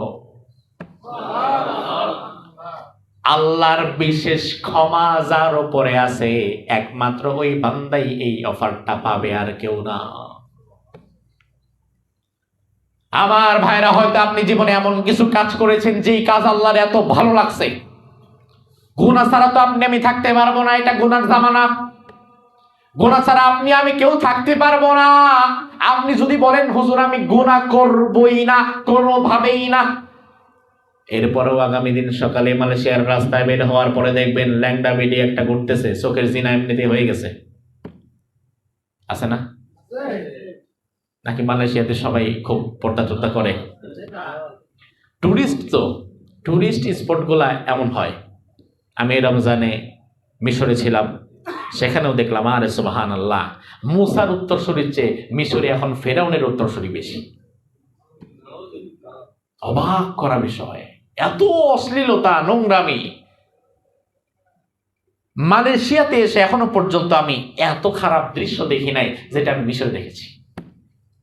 অথচ আমার আশা ছিল, স্বপ্ন ছিল যে মিশর মিনিমাম অনেক ভালো হবে, যেহেতু এত নবী রাসূল সেখানে গেছে।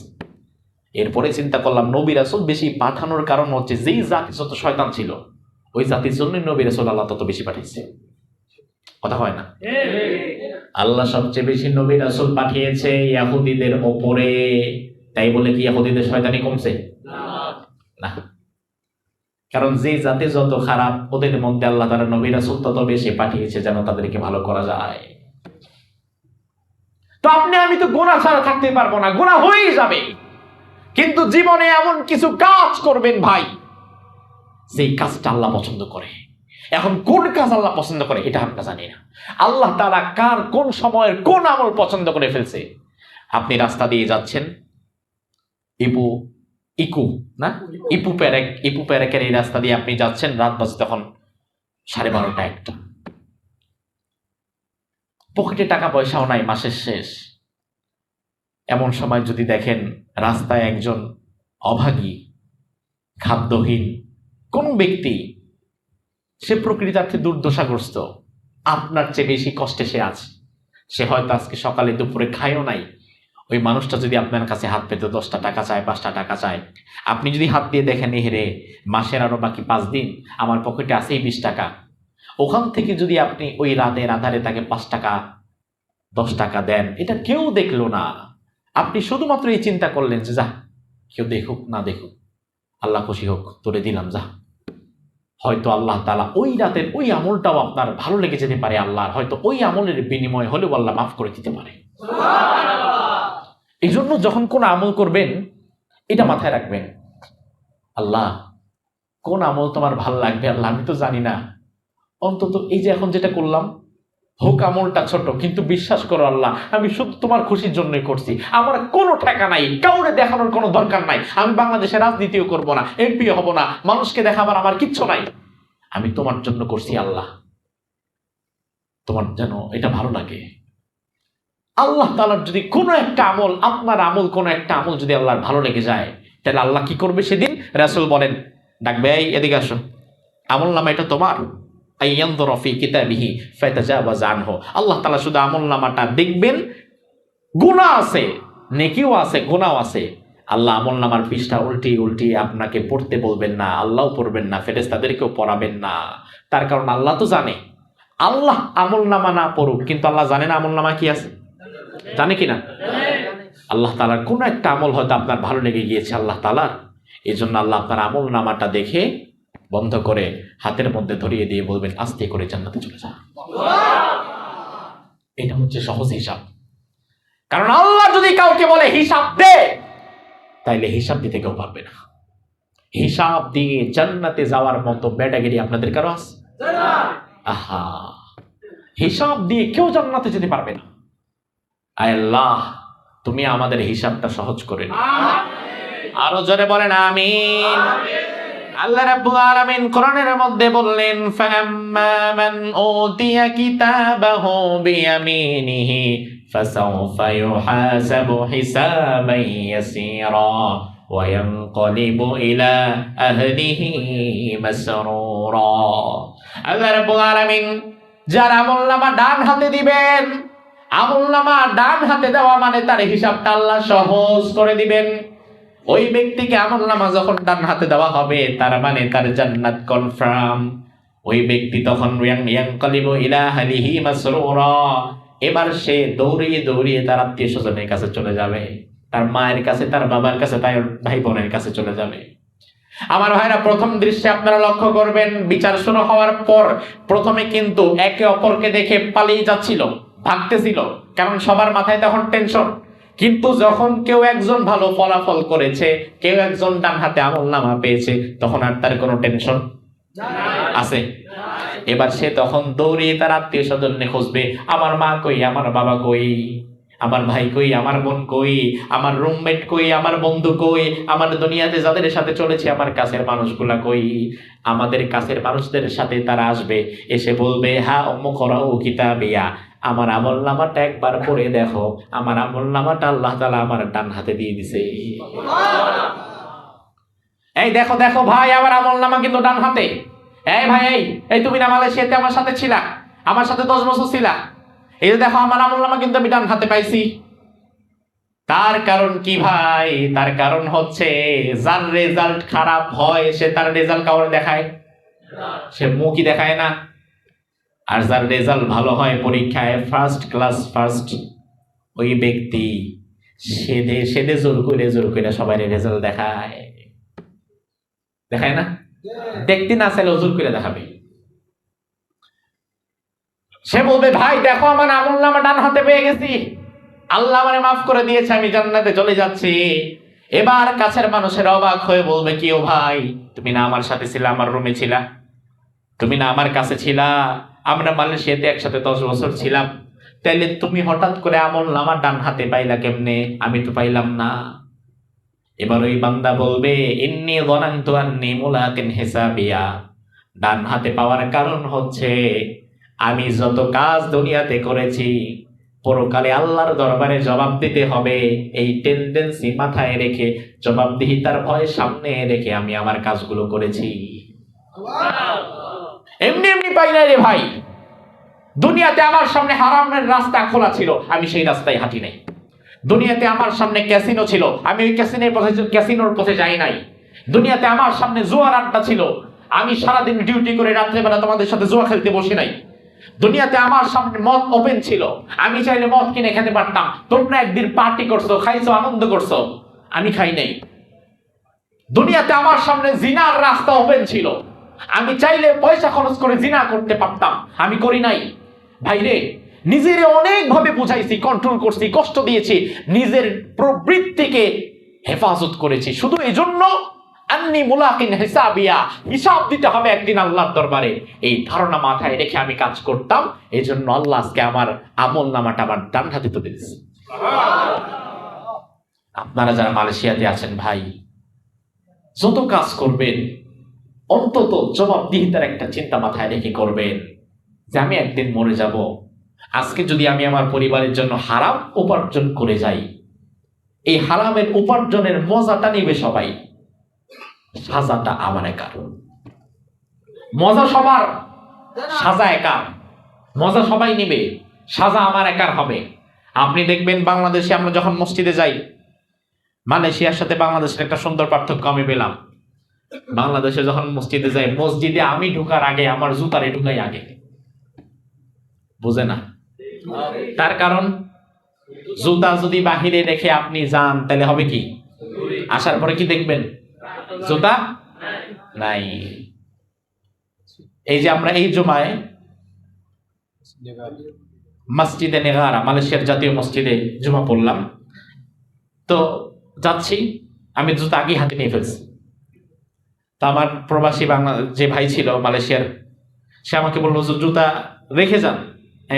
নতুন জুতা কিনে আনছি, এটা রেখে গেলে এখন হয় আবার, এই জুতা রেখে গেলে তো সমস্যা হয়ে যাবে, আসলে তো জুতা পাবো না। বলে হুজুর এটা মালয়েশিয়া, কোয়ালালামপুর, এখানে অন্তত আর যাই হোক জুতা কেউ নিবে না। আমি বললাম যে জাতীয় মসজিদে আসলাম, হাজার হাজার মানুষ নামাজ পড়বে, জুতা নিবে না এটা সম্ভব। আচ্ছা ধরেন কেউ নিল না, কিন্তু লাইটায়া উস্তায়া জুতার নিল না, ঠিক আছে, কিন্তু ফালাই দিতে 2 মাইল দূরে, এমন হয় না? ধরেন আপনার জুতা বাংলাদেশে কেউ নেয় নাই, সিরা স্যান্ডেল, কিন্তু আয়সা দেখবেন স্যান্ডেল একটা এখানে আরেকটা পুকুরে ঢুকতেছে, না নিল, লাথি একটা দিয়ে ফালাই দিয়ে গেছে, আবার আরেকজনের সামনে পড়ছে, এবার একটা লাথি দিয়ে ফালাই দিয়ে গেছে। আমি অবাক হয়ে গেলাম। আসার পরে ঘন্টাখানেক পরে আমরা বের হলাম, বের হয়ে দেখি আমি জুতাগুলো রাখছিলাম একটু আঁকা বাঁকা করে, বের হওয়ার পরে দেখি জুতাগুলো কে যেন সোজা করে সুন্দরভাবে সাজাই দিছে। আমি চিন্তা করলাম অবাক করা বিষয়, জুতা সাজানো কে? জুতা নিল না, এটা একটা অবাক করার বিষয়। জুতা নিল না, ধরেন নিল না, অভাব নাই, সবাই অর্থবিত্তশালী, তো জুতা সাজালো কে?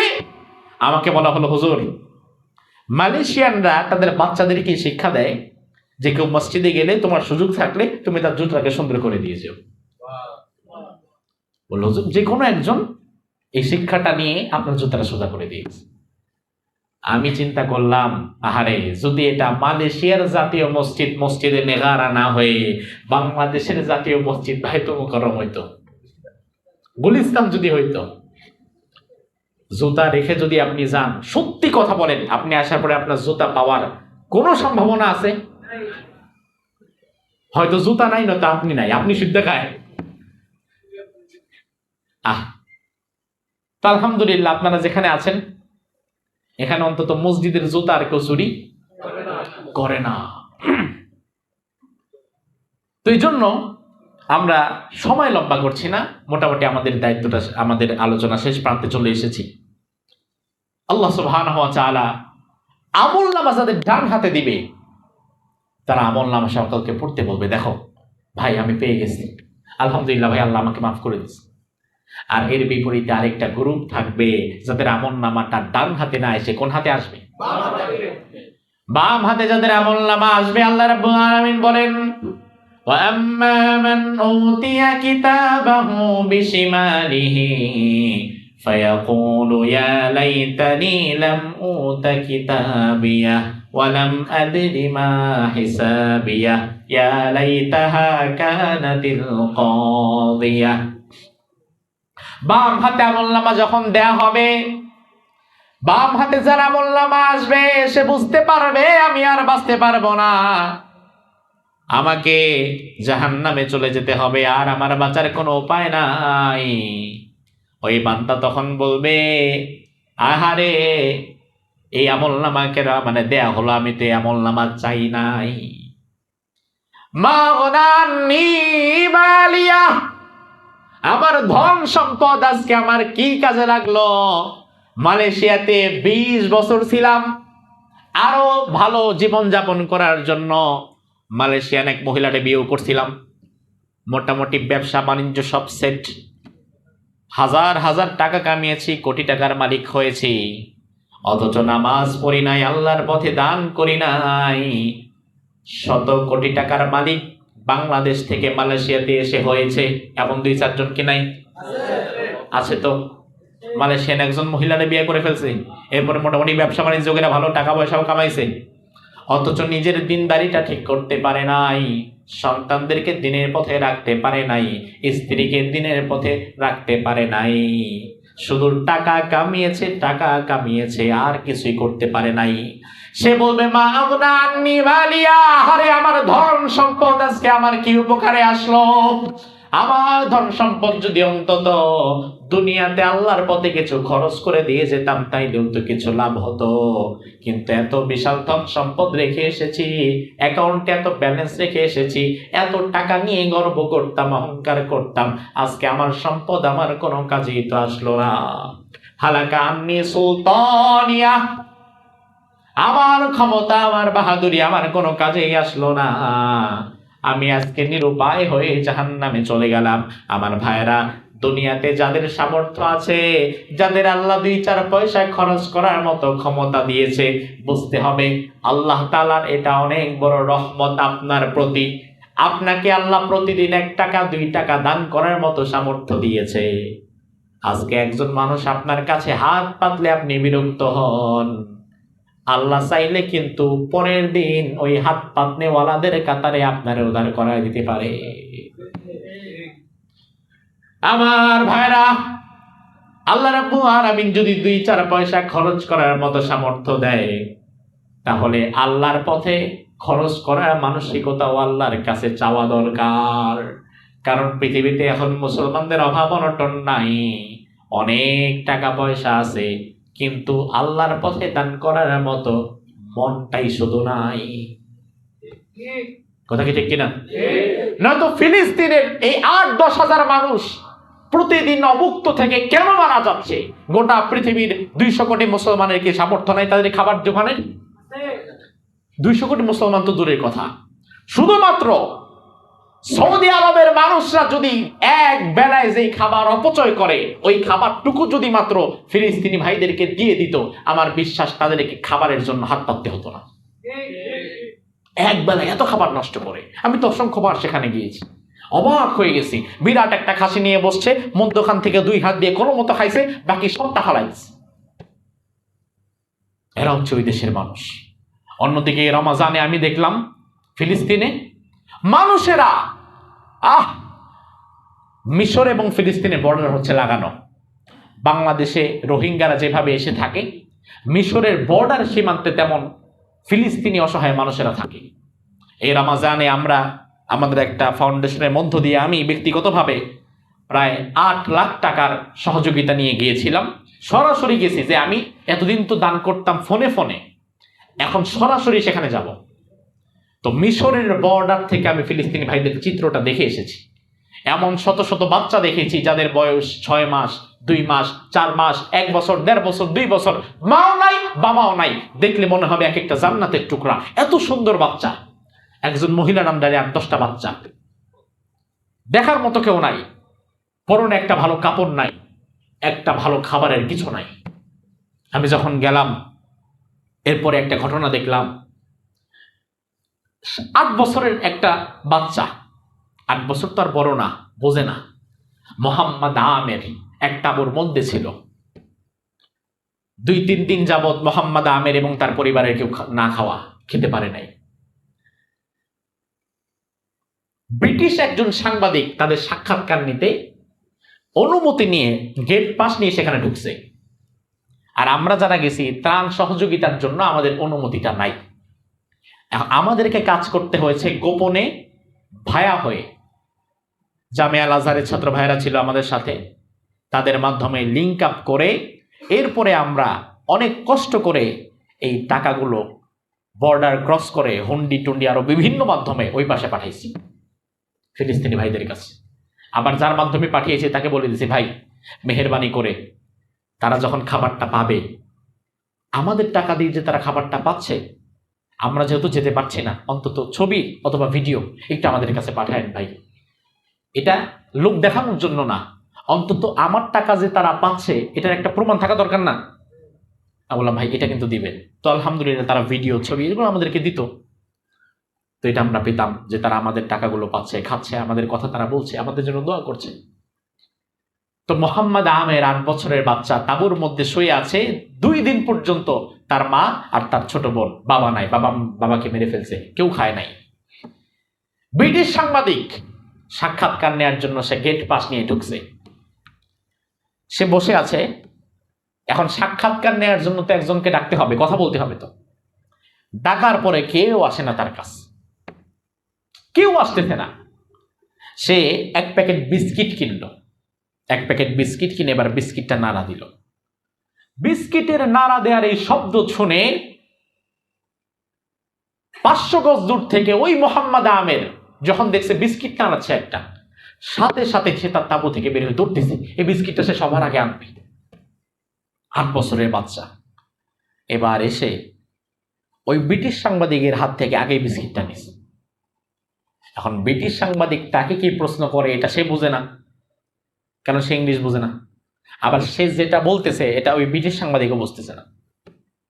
ওই ব্রিটিশ সাংবাদিক সে তখন বলল যে ওই ছেলেটা বিস্কিটের প্যাকেটটা পেয়ে আমার হাতটা ধরে এবং চুমু খাচ্ছিল আর চোখ দিয়ে পানি ঝরছিল।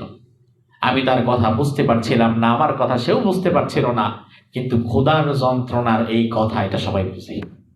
খোদার ভাষাটা সবারই এক, খোদা লাগলে আমার যেমন কষ্ট হয় আপনারা হয়, এই ভাষাটা সবার এক। ওই সাংবাদিক বলল, ছেলেটা যখন বিস্কিট নিয়ে তার তাঁবুর দিয়ে ফিরে যাচ্ছিল, ঠিক এমন সময় ইসরায়েলি এক সৈন্যের ছোড়া একটি বুলেট উড়ে এসে তার বুকে বিদ্ধ হয়ে গেল। সাথে সাথে কলিজাটা ভেদ করে রক্তাক্ত হয়ে এই বিস্কিট সহ মোহাম্মদ আমের চোখের পানি ফেলে মাটির মধ্যে আছড়ে পড়ল। তার মা আর তার বোনের মুখে শেষ 1 টুকরো বিস্কিট দেওয়ার মতো সুযোগ আর তার হলো না। এই খবর ভাই, এই ঘটনা কি ফিলিস্তিনের একদিনের না প্রতিদিনের? এটা কিন্তু একদিনের কোনো ঘটনা না যে একদিন অনেক ট্রাজেডি হয়ে গেছে। ভাই রে, আমি যেই 10 দিন মিশরে ছিলাম, 10 দিনের 8 দিনই আমি বর্ডারে ছিলাম। আমি দেখলাম আহারে এই মানুষগুলা 1 ঢোক পানি খাওয়ার জন্য কি পরিমাণ কষ্ট করতেছে। আর এখানে আমরা যারা সরাসরি সহযোগিতা করতে গেছি, আমাদেরকে সহযোগিতা করার অনুমতিটুকু মিশর সরকার দেয় না। আমরা দিচ্ছি অনেক লুকিয়ে চুকিয়ে, আড়ালে আবডালে। ইমিগ্রেশনে যদি বুঝতে পারে যে আমরা সহযোগিতা করার জন্য আসছি, তাহলে ইমিগ্রেশন ভিসাও দিবে না। এটা হচ্ছে মুসলমানদের সাথে মুসলমানের আচরণ। ওরা নিজেরাও দিবে না, কেউ দিক এটা চাচ্ছেও না। আল্লাহ সুবহানাহু ওয়া তাআলা ফিলিস্তিনে বসবাসরত আমাদের মজলুম ভাইদেরকে হেফাজত করুক, বলি আমিন। আমি কিছুদিন পরে আবারও যাচ্ছি সেখানে, ইনশাআল্লাহ। আমাদের টিম প্রতি মাসেই কাজ করে। আপনাদের কারো যদি সুযোগ থাকে, 2-1 পয়সা, 2-4-5 পয়সা যদি আপনারা আমাদের ফিলিস্তিনি ভাইদের সেই সহযোগিতার ফান্ডে দান করতে চান, তাহলে ওটা আপনাদের নিজ দায়িত্বে আপনারা আজকের আলোচনা শেষ হওয়ার পরে ফিলিস্তিনি ভাইদের জন্য কিছু দান সাদাকা করবেন। আল্লাহ সুবহানাহু ওয়া তাআলা আমাদেরকে কবুল করুক, আমরা বলি আমিন। সর্বোপরি আমরা কোরআনকে সামনে রেখে পরকালীর জবাবদিহিতার বিষয়ে যে আলোচনা করলাম, এই আলোচনাগুলো বক্তা শ্রোতা সহকারে সকলকে আল্লাহ তাআলা আমল করে পরকালের জবাবদিহিতার ভয়কে মাথায় রেখে আমাদের কাজ করার তৌফিক দান করুন। আমরা এখন মোনাজাতের দিকে যাব। আপনারা সকলে দুরূদ শরীফ পাঠ করেন একবার। আল্লাহুম্মা সাল্লি আলা মুহাম্মাদ ওয়া আলা আলি মুহাম্মাদ কামা সাল্লাইতা আলা ইব্রাহিম ওয়া আলা আলি ইব্রাহিম ইন্নাকা হামিদুম মাজিদ। আল্লাহুম্মা বারিক আলা মুহাম্মাদ ওয়া আলা আলি মুহাম্মাদ কামা বারাকতা আলা ইব্রাহিম ওয়া আলা আলি ইব্রাহিম ইন্নাকা হামিদুম মাজিদ। আহা, আমি তো 1.5 ঘন্টার বেশি কথা বলে ফেললাম। আপনাদের কি খুব কষ্ট হয়েছে?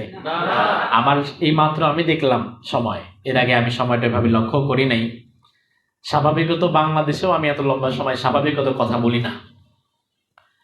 আগামী শনিবারে দেশে যাব, এরপর থেকে একটানা মাহফিল রমজান পর্যন্ত, রমজানের আগের দিন পর্যন্ত। রমজানের প্রথম দিকে আবারও মিশরে আসব, জর্ডানে যাব। তো এই আগামী সপ্তাহ থেকে টানা মাহফিল। তো এই মাহফিলের ডেটগুলো যারা নিয়েছে তারা আরো 1 বছর আগে থেকে নিছে। 1-1.5 বছর আগে থেকে বাংলাদেশের মানুষ আমাদের জন্য অপেক্ষা করে, একটা ডেট নেয়, এরপরে সেখানে আমরা গিয়ে অল্প কিছু আলোচনা করে চলে যাই।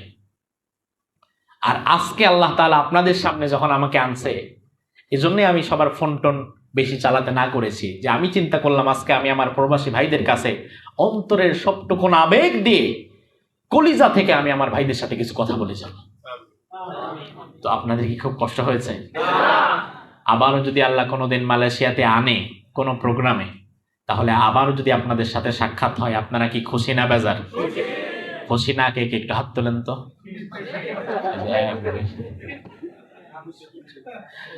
যারা হাত তুলে বুঝবেন এরা বেশি খুশি। এই জন্য শুনি আর না শুনি, হুজুর যেহেতু বলছে আগে হাত তুলি। আমরা সবার জন্য দোয়া করবো, মা বাবার জন্য দোয়া করব, নিজেদের গুনাহের জন্য দোয়া করবো। আল্লাহুম্মা আমিন। লা ইলাহা ইল্লা হুয়াল হালিম সুবহানা রাব্বিকা রাব্বিল আরশিল আযীম। اللهم لا مانع لما أعطيت ولا معطي لما منعت ولا ينفع ذا الجد منك الجد. اللهم صل وسلم على نبينا محمد صلى الله عليه وعلى آله وأصحابه وبارك وسلم. ربنا ظلمنا أنفسنا وإن لم تغفر لنا وترحمنا لنكونن من الخاسرين. ربنا آتنا في الدنيا حسنة وفي الآخرة حسنة وقنا عذاب النار. ربنا لا تزغ قلوبنا بعد إذ هديتنا وهب لنا من لدنك رحمة إنك أنت الوهاب. رب ارحمهما كما ربياني صغيرا.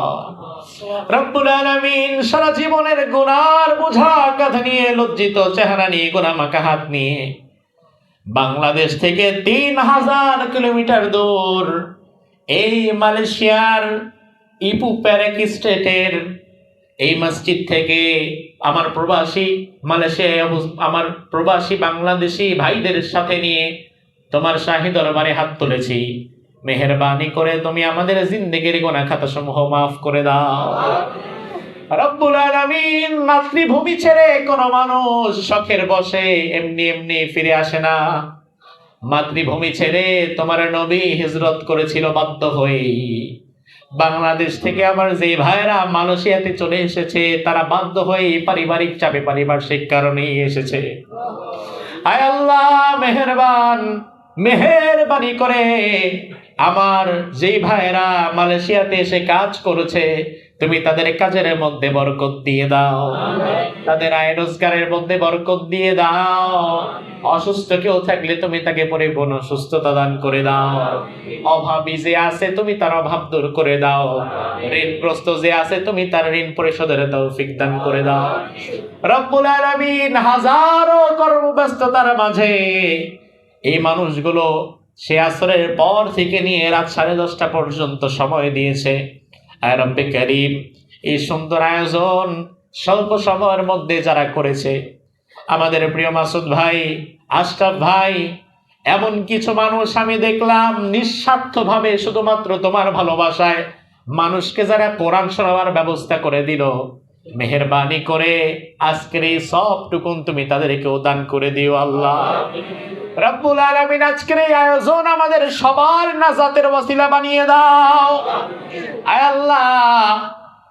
হাসরের কঠিন ময়দানে আমরা যখন আটকে যাব, আমল নামায় যদি গুনাহের পাল্লা ভারী হয়ে যায়, আমাদের গুনার দিকে না তাকিয়ে যে কোনো একটা আমলের ওয়াসিলায় তুমি আমাদের ক্ষমা করে দিও গো আল্লাহ রব্বুল আলামিন। আমরা যারা হাত তুললাম, আমাদের অনেকের মা নাই, অনেকের বাবা নাই, সন্তান মালয়েশিয়াতে বসে আছে, জনম দুঃখিনী মা বাংলাদেশে, বাবা বাংলাদেশে। এমন অনেক প্রবাসীর এমন অনেক সময় যায়, হঠাৎ অসুস্থতার খবর পায় সন্তান, মাকে যে একটু কাছ থেকে দেখবে, মায়ের কপালে যে হাত বুলিয়ে দিবে সেই সুযোগটাও থাকে না। মা শুধু ফোন দিয়ে কান্নাকাটি করে, মা অসুস্থ, বাবা অসুস্থ, ছুটি পায় না, যেতে পারে না। হঠাৎ একদিন খবর আসে মার দুনিয়ায় নাই। হঠাৎ একদিন খবর আসে বাবা দুনিয়া থেকে বিদায় হয়ে গেছে। আহারে, ওই মুহূর্তে কোম্পানি থেকে ছুটি পায় না, ভিসা পায় না, বাংলাদেশেও যেতে পারে না। মা বাবা মারা যায়, তাদের যারা যায় শরীক হতে পারে না। কতটা কষ্ট নিয়ে কত প্রবাসী এই দেশে পড়ে আছে আল্লাহ। মেহেরবানি করে মালয়েশিয়ায় অবস্থানরত আমার যত প্রবাসী ভাই আমার সাথে হাত উত্তোলন করেছে, এর মধ্যে যাদের মা বাবা বেঁচে নাই, মেহেরবানি করে পিতা মাতার কবরটাকে তুমি আল্লাহ জান্নাতের বাগান বানায় দাও। যাদের পিতা মাতা বেঁচে আছেন খায়ের দারাজ করে দাও। সন্তানের বাবা যারা আছে আল্লাহ, স্ত্রী সন্তান, তাদেরকে তোমার হাতে সুপর্দ করে দিলাম। 3000 কিলোমিটার দূর বসে স্ত্রী সন্তানের দিকে নজর রাখা যায় না, তোমার দরবারে সুপর্দ করে দিলাম। মেহেরবানি করে তাদের জান মালের হেফাজত আল্লাহ তুমি করো রব্বুল আলামিন। আমরা যারা হাত তুললাম, দুনিয়া থেকে কে কোন দিন বিদায় হয়ে যাব জানি না, একদিন যাওয়া লাগবে। আয় মেহেরবান, পরিপূর্ণ ইমানদার মুমিন মুত্তাকিনা বানিয়ে তুমি আমাদের মৃত্যুর ডাক দিও না। আয় আল্লাহ তাআলা, কার জানাজার কাপড় বাজারে চলে এসেছে আমরা জানি না, কার মৌতের খাটিয়াটা তৈরি হয়ে গেছে আমরা জানি না। মালাকুল মৌত কোন দিন কার সামনে চলে আসবে আমরা জানি না। তোমার দরবারে আখিরি ফরিয়াদ জানাই, আয় আল্লাহ মেহেরবানি করে পরিপূর্ণ ইমানদার মুমিন মুত্তাকিনা বানিয়ে তুমি আমাদের মৃত্যুর ডাক দিও না। আর মালাকুল মউত যেই দিন আমাদের শিয়রে উপস্থিত হয়ে যাবে, ওই কঠিন দিনে আমাদের সবার জবানে জারি করে দিও লা ইলাহা ইল্লাল্লাহু মুহাম্মাদুর রাসূলুল্লাহ সাল্লাল্লাহু আলাইহি ওয়াসাল্লাম। আসসালামু আলাইকুম ওয়া রাহমাতুল্লাহ।